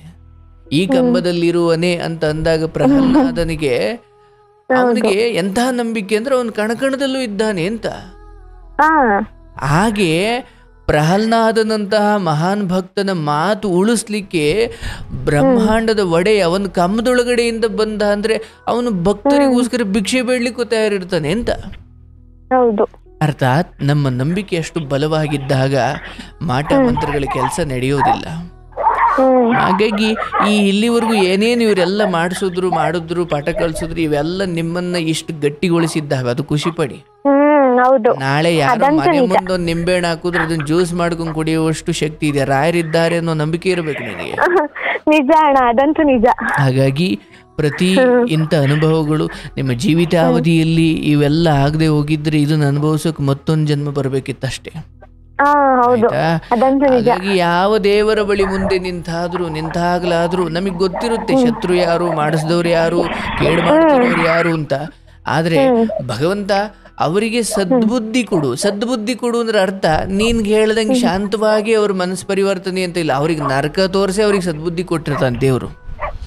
ಆದ್ರೆ ನೀವು ಅವನಿಗೆ ಸದ್ಬುದ್ಧಿ ಕೊಡಪ್ಪ ಅಂತ ಕೇಳುವುದರ ಅರ್ಥ ಏನಂದ್ರೆ, ನೀವೇನೋ ಶುದ್ಧವಾಗಿ ಕೇಳ್ತೀರ, ಪಾಪ ಅವನಿಗೆ ಒಳ್ಳೆ ಬುದ್ಧಿ ಕೊಡಪ್ಪ, ನಮಗೆ ಯಾಕೋ ಕೇಡು ಬಯಸ್ತಿದ್ದಾನೆ ಅಂತ. ಆದ್ರೆ ಲೋಕದಲ್ಲಿ ಯಾವ ಸದ್ಬುದ್ಧಿಗಳು ಕೂಡ ತುಂಬಾ ಶಾಂತವಾಗಿ ಬರಲ್ಲ. ನರ್ಕ ತೋರಿಸಿ ಆದ್ಮೇಲೆ ಅವ್ರಿಗೆ ಸದ್ಬುದ್ಧಿ ಬರೋದು, ಇಲ್ಲಾಂದ್ರೆ ಯಾರಿಗೂ ಸದ್ಬುದ್ಧಿ ಹಂಗ ಒಳ್ಳೆತನದಲ್ಲಿ ಬರಲ್ಲ. ಹಾಗಾಗಿ ಇಲ್ಲಿ ಮದುವೆ ಆಗಿದ್ದು ಅಥವಾ ಅಲ್ಲಿ ಬಂದಿರೋದು, ಇಲ್ಲಿ ಮದುವೆ ಚೆನ್ನಾಗಿ ಅಥವಾ ಏನೋ ಗಂಡ ಎಲ್ಲ ಅರ್ಥಕೊಂಡು ನಡೀತಿರೋದು, ಈ ಸಮಯದಲ್ಲಿ ಗಂಡನ ಮೇಲೆ ಅನುಮಾನದ ಏನೋ ಒಂದು ದೃಷ್ಟಿ ಇದೆಯಲ್ಲ ಅದನ್ನ ತೆಗೆದು ಬಿಸಾಕು, ಅದು ಬೇಡ. ಅದು ನಿನಗೆ ಈ ಸಮಯದಲ್ಲಿ ಇವ್ರು ಬಳಸೋ ಪದನೇ ಅವರು ಬಳಸ್ತಾವ್ರೆ, ಅದು ಇದು ಅಂತ ಏನೋ ಅನ್ಸಬಹುದು. ಈಗ ನಿನಗೆ ರಾಯರಿಗೆ ಶರಣಾದಾಗ ಇವರೆಲ್ಲರ ವರ್ತನೆಗಳು ಅವನದೇ ಆಟ, ಒಂದಕ್ಕೊಂದು ಸಂಬಂಧ ಇರುತ್ತೆ. ಹುಲುಮಾನವ ನಿನ್ಗೆ ಅರ್ಥ ಆಗಲ್ಲ ಅದು, ಆಯ್ತಾ?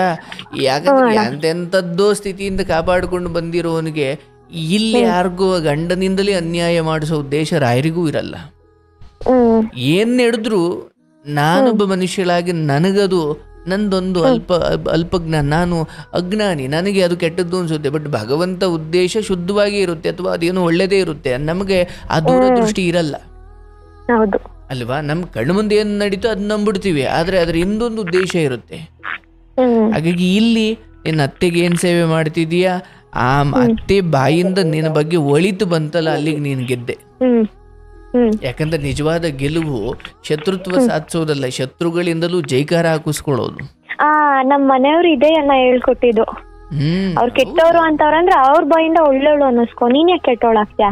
ಓ ಅದೇ ನಾನು ಹೇಳಿದವ, ನೀನು ಒಂದು ಸತ್ಯ ಆಗ್ತೀಯ, ನೀನು ಒಂದು ಮೂಲೆಯಲ್ಲಿ ಕೂತ್ಕೊಳ್ತೀಯ. ಹೌದು, ಅವತ್ತಿಗೇನೋ ಬುದ್ಧಿ ಕೆಟ್ಟು ಅಂದ್ರೆ ಇದೇ ಶುದ್ಧ ಬುದ್ಧಿ ಕೊನೆವರೆಗೂ ಇರುತ್ತೆ ಅಂತ ಇಲ್ಲವ. ಬದುಕಿನ ಅರ್ಧ ಭಾಗ ಜ್ಞಾನಿಗಳಂತೆ ಬದುಕಿದವರು ಕಡೆಯಲ್ಲಿ ಯಾಕೋ ಬುದ್ಧಿ ಕೆಟ್ಟು ಓಡಾಡಿದ್ದೂ ಇದೆ. ಹೌದು, ನಾಳೆ ನಿನ್ ಬುದ್ಧಿ ಕೆಟ್ಟು ಯಾಕೋ ಅತ್ತೆ ಸೊಸೆಯ ನೀನ್ ನಾಳೆ ಅತ್ತೆ ಆದ ಕಾಲಕ್ಕೆ ನೀನು ವಟ ಅಂದೆ, ಯಾಕೋ ನಿನ್ ಬುದ್ಧಿನೂ ಕೆಡ್ತು.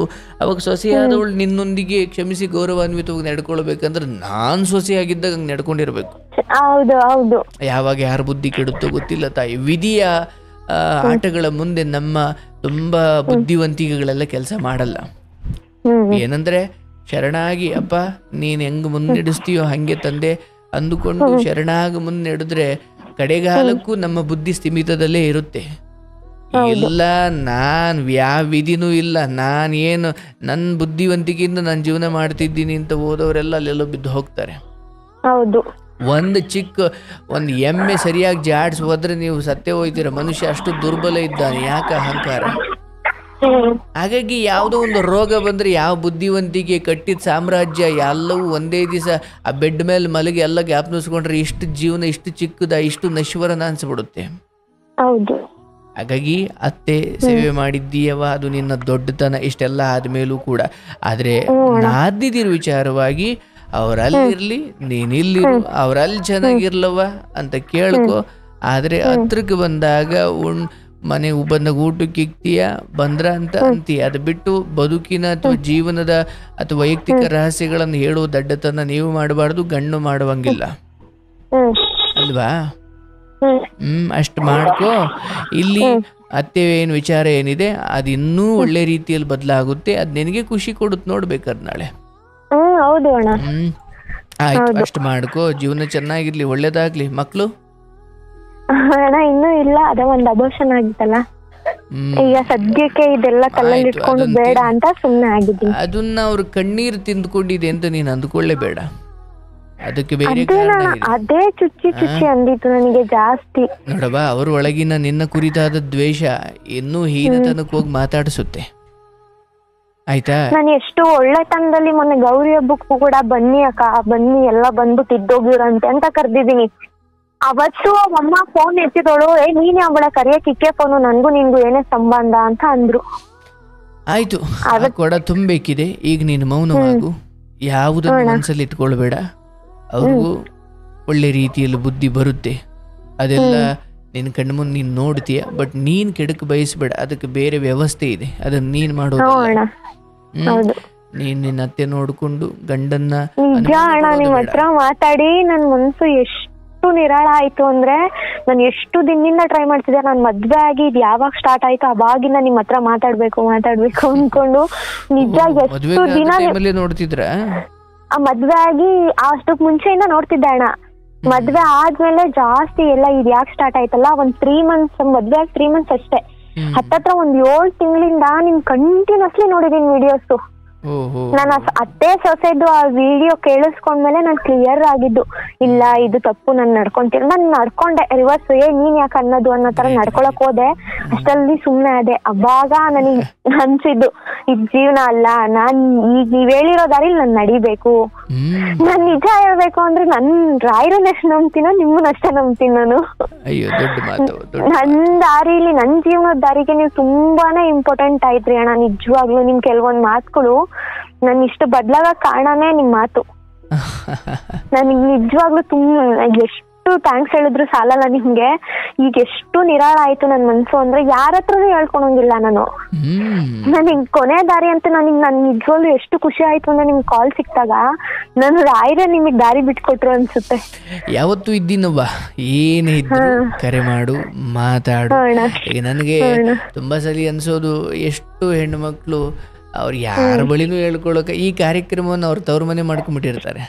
ಹೌದು, ನಿಜವಾಗ್ಲೂ ನನಗದು ನಮ್ಮ ಜೀವಿತಾವಧಿಯಲ್ಲಿ ಅಥವಾ ನಮ್ಮ ಜೀವಿತಾವಧಿಯ ಕಾಲದಲ್ಲಿ ಅಂತ 4 ಜನ ನೊಂದವರಿಗೆ ನಮ್ಮ ಧ್ವನಿ ಒಂಚೂರು ಭರವಸೆ ನೀಡ್ತು ಅಂದ್ರೆ ಅದು ನಮ್ಮ ಭಾಗ್ಯ ಅಲ್ವೇ? ಹೌದು, ನಿಜವಾಗ್ಲೂ ನೀವ್ ಮಾಡ್ತಿರೋ ತುಂಬಾ ಒಳ್ಳೆ ಕೆಲ್ಸ ಅಣ್ಣ. ಎಷ್ಟೋ ಜನಕ್ಕೆ ನೀವು ದಾರಿ ದೀಪ ತರ ಆಗ್ತಿದ್ದೀರಾ ಈಗ. ಇದನ್ನೇ ಕಂಟಿನ್ಯೂ ಮಾಡಿ ಅಷ್ಟೇ. ನಾನು ಅದನ್ನೇ ಕೇಳೋದು, ನಿಮ್ಗೆ ಕೊನೆಗಾಲ ತನಕ ಇದು ಕಂಟಿನ್ಯೂ ಆಗ್ಬೇಕು. ದೊಡ್ಡ ಮನ್ಸವ. ನಿನ್ನ ಅತ್ತೆಯ ಕುರಿತಾಗಿ ನೀನ್ ನಡ್ಕೊಂಡಿದ್ದಂತೂ ನನಗೆ ಬಹಳ ಖುಷಿ. ಈಗಲೂ ನಂಗೆ ಅದ್ ನೆನಪಾಗ್ತಾ ಇದೆ. ಓಕೆ, ಬಟ್ ಅದು ನಮ್ಮ ಮನೆಯವರಣ, ನಿಜವಾಗ್ಲೂ ನಮ್ಮ ಮನೆಯವರೇ ಚೇಂಜ್ ಮಾಡಿದ್ದು ನನ್ನ. ನನಗೆ ನಾನು ಹೇಳಿಲ್ವಾ, ನಾನು ನಮ್ಮ ಅಮ್ಮನ ಹತ್ರ ಕೂಡ ಹೇಳ್ಕೊಂಡಿಲ್ದಿರೋ ಎಷ್ಟೋ ವಿಷಯ ನಮ್ಮ ಯಜಮಾನ್ರ ಹತ್ರ ಹೇಳ್ಕೊಂತೀನಿ. ಅದೇ ನೀವ್ ಹೇಳ್ದಂಗೆ ಜನ ಮರ್ಯಾದೆ ಅನ್ನೋ ಒಂದ್ ಕಾರಣಕ್ಕೆ ಅವ್ರು ಸುಮ್ನೆ ಆದ್ರೂ ಅನ್ಕೊಂತಿದೀನಿ. ಅಷ್ಟು ಬಿಟ್ರೆ ನನ್ಗೆ ಇದುವರೆಗೂ ಅವರು ಏನು ಅಂದ್ರೆ ಆ ಕೋಪದಲ್ಲಿ ಮಾತಾಡಿರ್ಬೋದಷ್ಟೇ. ಅಷ್ಟೇನವ. ಅಲ್ಲಿಂದ ಇಲ್ಲಿವರೆಗೂ ಎಲ್ಲ ಸಮಯದಲ್ಲೂ ಅವ್ರನ್ನ ಎದುರು ಹಾಕೊಂಡು ನಿನ್ನ ಪರ ನಿಂತಿದ್ದಾರೆ, ಹೌದಲ್ವಾ? ಹೌದು, ಅದಂತೂ ನಿಜಾಣ. ಎಷ್ಟೋ ದಿನ ನನ್ನ ಮೇಲೆ ಅವ್ರ ಕೈ ಎತ್ತಕ್ ಬಂದಾಗ ನೀನ್ ಯಾಕೆ ಹೊಡಿತೀಯ ನನ್ನ ನಿಂತಿಗೆ ಅಂತ ಅಡ್ಡ ಹೋಗಿ ಅವ್ರಿಗೆ ಹೊಡಿಯಕ್ ಕೈ ಎತ್ತಿರೋದು ಇದೆ. ಇರ್ಲಿ ಅವೆಲ್ಲ ನೋಡಿ, ಅದನ್ನೇ ಹೇಳ್ತೀನಿ. ಅಲ್ಲೆಲ್ಲ ಒಂದ್ ಕಡೆ ಅಲ್ಲಿಂದ ರಕ್ಷಣೆ ಮಾಡ್ಕೊಂಡು ಬಂದು ಈ ಗಂಡಸ್ರದು ಒಂಚೂರು ಪಾಪ ಅವ್ರಿಗೆ ಧರ್ಮ ಸಂಕಟನವ ಆಯ್ತಾ. ಈ ಕಡೆ ಅವ್ರಿಗೂ ಹೇಳಕ್ಕಲ್ಲ, ಇವ್ರಿಗೂ ಹೇಳಕ್ಕಲ್ಲ. ಎಷ್ಟೋ ಜನ ಆತ್ಮಹತ್ಯೆನೆ ಮಾಡ್ಕೊಂಡ್ಬಿಡ್ತಾರೆ, ಧೈರ್ಯ ಇರೋರು, ಪಾಪ ಅದನ್ನ ಎದುರಿಸೋಕೆ ಆಗದೆ ಇರೋರು. ಸೊ ಹಾಗಾಗಿ ನೀವು ಅದೆಂತರ ಹೊಸದಾಗಿ ಸೀನಿಯರ್ಸ್ ಇರೋ ಕಾಲೇಜ್ಗೆ ಜೂನಿಯರ್ ಹೊಸದಾಗಿ ಅಡ್ಮಿಷನ್ ಆದಾಗ ಓಡಾಡ್ಬೇಕೇನು ಮಾಡ್ಲಿಕ್ಕಲ್ಲ. ಹೌದು, ನಾನೇ ಅಡ್ಜಸ್ಟ್ ಆಗ್ಬಿಡ್ತೀನಿ ಅಣ್ಣ, ನಿಜವಾಗ್ಲೂ ಇವ್ರ ಹತ್ರ ಆರ್ಗ್ಯೂ ಮಾಡಕ್ಕಂತೂ ಆಗಲ್ಲ. ಯಾಕಂದ್ರೆ ನಾನ್ ಸೀನಿಯರ್ ಆದ ಕಾಲಕ್ಕೆ ಜೂನಿಯರ್ ಅಂತ ಯಾರು ಸೊಸೆ ಬರ್ತಾಳಲ್ಲ ನಿಮ್ ಮನೆಗ್ ನಾಳೆ, ಅವ್ರ ಹತ್ರ ಹೆಂಗ್ ನಡ್ಕೊಂಡ್ಬಾರ್ದು ಅಂತ ನಿಮಗೆ ಇಲ್ಲೊಂದು ಪಾಠ ಅನುಭವ ಅಲ್ವಾ? ಕೆಲವ್ರ ಬದುಕು ಹೆಂಗ್ ಇರಬೇಕು ಅನ್ನೋದಕ್ಕೆ ಉದಾಹರಣೆ ಆದ್ರೆ, ಇನ್ನು ಕೆಲವ್ರ ಬದುಕು ಹೆಂಗ್ ಇರಬಾರ್ದು ಅನ್ನೋದಕ್ಕೆ ಉದಾಹರಣೆ. ಸೊ ನಿಮ್ಮತ್ತೆ ನಿಮ್ಮೊಂದಿಗೆ ಹೆಂಗ್ ನಡ್ಕೊಂಡ್ರು ಹಂಗೆ ನನ್ ಸೊಸೆ ಜೊತೆ ನಾಳೆ ನಾನ್ ಹಂಗ ನಡ್ಕೊಳ್ಳಲ್ಲ, ಅದೇ ಪಾಠ ಅಲ್ವಾ? ಸೊ ಇದನ್ನ ಜ್ಞಾನದ ದೃಷ್ಟಿಯಲ್ಲಿ ನೋಡಿದ್ರೆ ಇವೆಲ್ಲ ಅನುಭವ, ಆದ್ರೆ ಇದನ್ನ ಸುಮ್ಮನೆ ಸಹಜ ದೃಷ್ಟಿಯಲ್ಲಿ ನೋಡಿದ್ರೆ ಇವೆಲ್ಲವೂ ದ್ವೇಷಕ್ಕೆ, ಅಸೂಹೆಗೆ, ಜಗಳಿಗೆ ಕಾರಣ ಆಗ್ತವೆ. ಅದೇ ನಾನು ನಿಜವಾಗ್ಲೂ ಆ ವಿಡಿಯೋ ನೋಡಿ ನಾನು ಕಲ್ತ್ಕೊಂಡಿದ್ದೆ, ಅದು ದ್ವೇಷ ಮಾಡಬಾರ್ದು, ಯಾವುದೇ ಕಾರಣಕ್ಕೂ ನಾನು ದ್ವೇಷ ತಲೆಗೆ ಇಟ್ಕೊಳ್ಳೇಬಾರ್ದು. ಅವ್ರು ಮಾಡಿದವ್ರು ಅನ್ಭವಿಸ್ತಾರೆ, ನನ್ ಖುಷಿ, ನನ್ ಜೀವನ, ನನ್ ಸಂಸಾರ ಅಷ್ಟೇ ತಲೆಯಲ್ಲಿ ಇಟ್ಕೋಬೇಕು ಅಂತ ಇಟ್ಕೊಂಡು ಈಗ ಆರಾಮಾಗಿ ಖುಷಿಯಾಗಿದ್ದೀನಿ. ಹೆಂಗೆ ಇರ್ಲಿ, ಏನೇ ದುಃಖ ಇರ್ಲಿ, ನೆನ್ಸ್ಕೊಳ್ಳವ ನಾನು ಇದ್ದೀನಿ, ಕರೆ ಮಾಡು, ಮಾತನಾಡು. ನಿನ್ನ ಮನೆಯನ್ನ ದೇವರು ಚೆನ್ನಾಗಿಟ್ಟಿರ್ಲಿ, ನಿನ್ನ ಅತ್ತೆಗೆ ಇನ್ನು ಆಯಸ್ಸು ಕೊಡ್ಲಿ, ನಿಮಗೂ ಕೂಡ ಇವೆಲ್ಲವನ್ನ ನಿಭಾಯಿಸಿ ನಿನ್ನ ಮನೆಯನ್ನ ಗಟ್ಟಿಯಾಗಿ ಕಟ್ಟೋ ಶಕ್ತಿ ಕೊಡ್ಲಿ, ನಾದ್ನೀದಿರ್ಗೆ ಒಳ್ಳೆ ಬುದ್ಧಿ ಕೊಡ್ಲಿ, ಅವ್ರ ಮಕ್ಳಿಗೂ ಒಳ್ಳೇದಾಗ್ಲಿ. ನಿನಗೆ ಯಾರಿಂದಲೂ ಯಾವ ಕಂಟಕವೂ ಇಲ್ಲ, ಧೈರ್ಯವಾಗಿರು. ಶುಭವಾಗಿ, ಒಳ್ಳೇದಾಗ್ಲಿ. ಹಾ ಭಗವಂತ. ನೋಡಿ, ಕೆಲವೊಮ್ಮೆ ಇಲ್ಲಿ ಮಾತಾಡೋ ಒಬ್ಬೊಬ್ರು ಕತೆಗಳು ಇನ್ಯಾರ್ದು ಬದುಕಿಗೆ ಸ್ಫೂರ್ತಿ ಆಗುತ್ತವೆ. ಇವರೇ ಹೇಳ್ತಿದ್ರಲ್ಲ, ಈ ತಾಯಿ, ನಾನು ಬೇರೆ ಯಾರ್ದು ಸೊಸೆಗೆ ನೀವು ಹೇಳೋದನ್ನು ಕೇಳದೆ ಸರ್, ನನಗೂ ಅನ್ನಿಸ್ತು, ಓಕೆ ನಮ್ಮ ಅತ್ತೆಯೊಂದಿಗೆ ನಾನು ತುಂಬ ಚೆನ್ನಾಗಿ ನಡ್ಕೊಳ್ಬೇಕು ಅಂತ. ಅಲ್ಲ, ನಡ್ಕೊಳ್ತಿದ್ರೆ ಹೌದು, ಬಟ್ ಅವರ ಅನ್ಯಾಯವನ್ನು ಸಹನೆ ಮಾಡಿಯೂ ನನ್ನ ಅತ್ತೆಗೆ ನಾನು ಒಳ್ಳೆಯದೇ ಬಯಸಬೇಕು ಅಂತ ಕಲಿತೆ ಅಂತ. ನೋಡಿ, ಎಂಥ ಒಳ್ಳೆ ಗಂಡ ಹೆಂಡತಿ. ಕೆಲವೊಮ್ಮೆ ನಾದ್ನಿ ಯಾವತ್ತಾದರೂ ಅಷ್ಟೇ, ಒಂದು ಮನೆಯಲ್ಲಿ ಇಲ್ಲ ಅತ್ತೆ ಸಂಸಾರ ನಡೆಸಬೇಕು, ಇಲ್ಲ ಸೊಸೆ ಸಂಸಾರ ನಡೆಸಬೇಕು. ಮದುವೆ ಆಗಿ ಹೋಗಿರುವಂತಹ ಮನೆ ಹೆಣ್ಮಕ್ಳದಿರು ಬಂದು ಮನೆಯಲ್ಲಿ, ತವ್ರ ಮನೆಯಲ್ಲಿ ಬಂದು ಸಂಸಾರ ನಡೆಸೋಕೆ ಶುರು ಮಾಡಿಬಿಟ್ರೆ ಆ ಮನೆ ಹಾಳಾಗ್ಬಿಡ್ತವೆ. ಅರ್ಥ ಮಾಡ್ಕೊಳ್ಬೇಕಲ್ಲ. ಈಗ ನೀವು ಮದುವೆ ಆಗಿ ಯಾವ ಮನೆಗೆ ಹೋಗಿದ್ದೀರಲ್ಲವ, ಆ ಮನೇಲಿ ಹುಟ್ಟಿದಿರೋ ಹೆಣ್ಮಕ್ಳು ಬೇರೆಲ್ಲೋ ಮದುವೆಯಾಗಿ ಹೋಗಿದ್ದಾರಲ್ಲ, ಅವ್ರು ಬಂದು ನಿನ್ನ ಮನೇಲಿ ನಿನ್ನ ಗಂಡನ್ನ, ನಿನ್ನ ಅತ್ತೆ ಮಾವನ್ನ ಅಥವಾ ನಿನ್ನ ಮನೇನ ಕಂಟ್ರೋಲಾಗಿ ಇಟ್ಕೊಂಡ್ರೆ ನಿನಗೇನು ನೋವಾಗುತ್ತೋ ಹಂಗೆ ನಿಂತವ್ರ ಮನೆಯಲ್ಲೂ ಬಂದು ಆಡಳಿತ ಮಾಡ್ಲಿಕ್ಕೆ ಹೋಗಬಾರ್ದು. ಬರಬೇಕು, ಏನೋ ನಿಮ್ಮ ಮಾತು ಕೇಳುವಷ್ಟು ವ್ಯವಧಾನ ಈ ತವ್ರ ಮನೆಗಿದ್ದರೆ ಒಂದು 2 ಒಳ್ಳೆ ಮಾತು ಹೇಳಬೇಕು, ಹೋಗಬೇಕು, ಒಳ್ಳೇದಾಗ್ಲಪ್ಪ ಅಂತ ಹೋಗ್ಬಿಡ್ಬೇಕು ಅಲ್ವಾ? ಮನೆಯಲ್ಲಿ ಒಂದು ಸೊಸೆ ಸಂಸಾರ ನಡೆಸಬೇಕು, ಇಲ್ಲ ಅತ್ತೆ. ಮನೆ ಮಗಳದಿರು, ಅಯ್ಯೋ ನನ್ನ ತವ್ರ ಮನೆ ಹೊಳೆಯ ದಂಡೆಯ ಮೇಲಿನ ಗರಿಕೆ ಹಸಿರಿರುವಂತೆ ನನ್ನ ಮನೆಯೂ ಸದಾ ಹಸಿರಾಗಿರಬೇಕಪ್ಪ ನನ್ನ ತವ್ರ ಮನೆ ಅಂತ ಬಯಸಿ ಆ ತವ್ರ ಮನೆಯ ಆಡಳಿತಕ್ಕೆ ತಲೆ ಹಾಕಬಾರ್ದು, ಒಳ್ಳೆಯದಲ್ಲ ಅಲ್ವಾ? ಹೀಗೆ ನಾವು ಹೆಣ್ಮಕ್ಳು ಕೆಲವೊಮ್ಮೆ ಅರ್ಥ ಮಾಡಿಕೊಂಡು ಬದುಕಬೇಕು. ಇರಲಿ, ಎಲ್ಲರಿಗೂ ಒಂದು ಕೆಟ್ಟಗಳಿಗೆ ಬರುತ್ತೆ, ಏನು ಮಾಡಲಿಕ್ಕಾಗಲ್ಲ, ಯಾರೂ ಕೆಟ್ಟವರು ಅಂತ ಒಂದೇ ಸತಿ ತೀರ್ಮಾನ ಮಾಡಲಿಕ್ಕಾಗಲ್ಲ. ಬಟ್ ಮಾಟ ಮಂತ್ರದ ಅಂತಕ್ಕೆ ಹೋಗ್ತೀನಿ ಅಂದರೆ ನಾಶನ ಆಗ್ಬಿಡ್ತೀರ. ಒಂದು ಯಾವುದೋ ಪ್ರಯತ್ನದಲ್ಲಿ ನೀವು ಯಾರನ್ನೋ ನಾನು ಮಾಟ ಮಂತ್ರ ಮಾಡಿ ಬೀಳಿಸ್ಬಿಡ್ತೀನಿ, ಆಯಿತು ಒಂದು ಮಾಡ್ತೀರಾ ಮಾಡಿ, ನಿಮ್ಮ ಮೂರು ತಲೆಮಾರುಗಳು ಅದಕ್ಕೆ ನರಳಬೇಕಾಗುತ್ತೆ. ಯಾವ ಮಟ್ಟಿಗೆ ಅಂದರೆ ಸಾವು ಬರಲ್ಲ ಬೇಗ, ಆ ಮಟ್ಟಿಗೆ ಬದುಕೋಕ್ಕೂ ಆಗಲ್ಲ ಸಾಯೋಕ್ಕೂ ಆಗಲ್ಲ ಅನ್ನೋ ನರಳಾಟ ಬರುತ್ತೆ. ಮಾಟ ಮಂತ್ರದ ವಿಚಾರಕ್ಕೆ ಹೋಗಿ ಅಂದರೆ ಇಂಡೈರೆಕ್ಟಾಗಿ ಹಿಂದಿನಿಂದ ಹೋಗಿ ನಾನು ಒಬ್ಬರನ್ನ ಹಾಳು ಮಾಡಿಬಿಡ್ತೀನಿ, ಒಂದು ಮನೆ ಹಾಳು ಮಾಡ್ತೀನಿ ಅನ್ನೋ ಯಾರಿಗೂ ಕೂಡ ಒಳ್ಳೆ ಸಾವು ಬರಲ್ಲ ಅಂತ ದೊಡ್ಡವರು ಹೇಳ್ತಾರೆ. ಆದರೆ ನನ್ನ ಜ್ಞಾನದಲ್ಲಿ ಹೇಳೋದಾದರೆ ಅವರ ಮೂರು ತಲೆಮಾರುಗಳು ಆ ಮನೆಯಲ್ಲಿ ಯಾರೋ ಹೊಟ್ಟೆ ಕಿಚ್ಚಿನಿಂದ ಮಾಡಿದ ಮಾಟ ಮಂತ್ರದ ಸಹವಾಸಕ್ಕೆ ಹೋಗಿ ಯಾರ್ದೋ ಮನೆ ಹಾಳು ಮಾಡಲಿಕ್ಕೆ ಹೋಗಿ ಈ ವಂಶದ ಮೂರು ತಲೆಮಾರುಗಳು ನರಕ ಅನುಭವಿಸಬೇಕಾಗುತ್ತೆ. ಹಾಗಾಗಿ ಅದು ನೀವು ಯಾರಿಗೆ ಮಾಡಿಸಿರ್ತೀರಲ್ಲ ಅವನಿಗೊಂದು ಪರಿಹಾರ ಇದೆ. ಅವನು ಹೋಗಿ ಎಲ್ಲೋ ಸುಮ್ಮನೆ ಒಂದು ನಂಬಿಕೆ ಇಟ್ಕೊಳ್ಳೋದಾದರೆ ಅವನಿಗೆಲ್ಲೋ ಒಂದು ಪರಿಹಾರ ಸಿಗುತ್ತೆ. ಆದರೆ ಯಾರು ಮಾಡಿಸಿದ್ದಾನಲ್ಲ ಅವನಿಗೊಂದು ಪರಿಹಾರ ಇಲ್ಲವೇ ಇಲ್ಲ. ಹಾಗಾಗಿ ನಮಗೊಂದೇನೋ ತಪ್ಪಾದಾಗ ಅನ್ಯಾಯ ಆದಾಗ ಕೋರ್ಟು ಕಾನೂನು ಮೂಲಕ ಸರಿ ಮಾಡಿಕೊಳ್ಬೇಕು, ಇಲ್ಲ ಭಗವಂತನಿಗೆ ಬಿಟ್ಟುಬಿಡಬೇಕು ಅಲ್ವಾ. ಅದನ್ನು ಬಿಟ್ಟು ನಾನು ಈ ಮಾರ್ಗದಲ್ಲಿ ಹೋಗೊಬ್ಬನ್ನ ತೊಳೆದು ಬಿಡ್ತೀನಿ, ಹಾಳು ಮಾಡಿಬಿಡ್ತೀನಿ, ಬೇಡ, ಅವೆಲ್ಲ ಒಳ್ಳೆ ದಾರಿಯಲ್ಲ. ನಿಮಗನ್ಯಾಯ ಮಾಡಿದವ್ರು ಖಂಡಿತ ಚೆನ್ನಾಗಿರ್ಲಿಕ್ಕಂತೂ ಸಾಧ್ಯ ಇಲ್ಲ. ಬಿಡಿ, ದೇವರಿಗೆ ಭಗವಂತನಿಗೆ ಬಿಟ್ಬಿಡಿ. ನಾವೇನೋ ಮಾಡಿಸ್ಬಿಡ್ತೀವಿ ಇವ್ರಿಗೆ ಅಂತ ಹೋದರೆ ಮಾಡೋರ್ಗೇನು 30,000 ದುಡ್ಡು ಇಸ್ಕೋತಾರೆ, ಮಾಡ್ತಾರೆ. ನೀವು ಯಾಕೆ ದುಡ್ಡು ಕೊಟ್ಟು ನಿಮ್ಮ ವಂಶಗಳನ್ನೇ ನಾಶ ಮಾಡ್ಕೊಳ್ತೀರಿ? ಹಂಗಾಗಬಾರ್ದು. ಬೇಡ, ಎಲ್ಲದಕ್ಕೂ ಒಂದು ಕರ್ಮ ಸಿದ್ಧಾಂತ ಇದೆ. ಉಪ್ಪು ತಿಂದವು ನೀರು ಕುಡಿಲೇಬೇಕು. ಉಪ್ಪು ತಿಂದ್ಬಿಟ್ಟು ಹಂಗೆ ಸುಮ್ಮನಿರ್ಲಿಕ್ಕಾಗಲ್ಲ ಅಲ್ವಾ. ಹಂಗೆ ಒಬ್ರಿಗೆ ಅನ್ಯಾಯ ಮಾಡಲಿಕ್ಕೆ ಹೋಗ್ದವನು, ಕುತಂತ್ರ ಮಾಡಿದವನು ಅದಕ್ಕೆ ತಕ್ಕ ಶಿಕ್ಷೆ ಅನುಭವಿಸ್ಲೇಬೇಕು. ಇರಲಿ, ಎಲ್ಲ ಬರ್ತಾ ಒಳ್ಳೆ ಸಮಯ ಬರೋವರೆಗೂ ಏನೋ ಕಷ್ಟಗಳು ಬರ್ತಾ ಇರ್ತವೆ, ಏನೂ ಮಾಡಲಿಕ್ಕಾಗಲ್ಲ. ಈಗ ನೋಡಿ, ನಾನು 27 ವರ್ಷದ ಹುಡುಗನಾಗ ನನಗೆ ನೋಡಿ ಗೊತ್ತಿಲ್ಲ ಅದು ಯಾವ ಜನ್ಮದ ಜ್ಞಾನವೋ ಏನೋ ತಿಳುವಳಿಕೆಯೋ ಏನೋ, ಇವನ್ನೆಲ್ಲ ನಾನು ಕಳೆದ ಒಂದಷ್ಟು ವರ್ಷದಿಂದ ನಾನು ಈ ಜನಗಳ ಕತೆ ಕೇಳ್ಕೊಂಬರ್ತಿರೋದ್ರಿಂದ ತುಂಬ ನೋಡಿಬಿಟ್ಟಿದ್ದೀನಿ ಈ ಮಾಟ ಮಂತ್ರದ ಕತೆಗಳನ್ನ. ಏನೋ ದೇವ್ರ ಹಾರೈಕೆ, ಬಾಯಿ ತುಂಬ ಹರಿಸ್ತೀನಿ, ಏನೋ ಅವ್ರಿಗೊಂಚೂರು ಒಳ್ಳೇದಾಗಿದ್ರೂ ಆಗಬಹುದು ಅಂತ ಅಷ್ಟೇ. ಇನ್ನೆಲ್ಲ ಕೃಷ್ಣಾರ್ಪಣ ಮಸ್ತು, ಭಗವಂತಂದೆ, ನಾವೆಲ್ಲ ನೆಪ ಮಾತ್ರ ಅಲ್ವಾ. ಎಷ್ಟೊತ್ತಾದರೂ ನೀವು ನನ್ನ ಮಾತನ್ನು ಪ್ರೀತಿಯಿಂದ ಕೇಳ್ತಾ ಇದ್ದೀರಿ, ಅದು ನನ್ನ ಭಾಗ್ಯ. ನೀವು ಕೇಳ್ತಾ ಇರೋ ಎಲ್ಲರಿಗೂ ನಿಮ್ಮ ಮನಸ್ಸಲ್ಲಿ ಮನೆಯಲ್ಲಿ ಏನೇನು ನೋವಿದೆಯೋ ದುಃಖ ಇದೆಯೋ ಎಲ್ಲವೂ ನಿವಾರಣೆ ಆಗಲಿ. ಇದು ನನ್ನ ಈ ಸಮಯದ ಹಾರೈಕೆ. ನಿಮ್ಮೆಲ್ಲರಿಗೂ ಒಳ್ಳೆಯದಾಗಲಿ.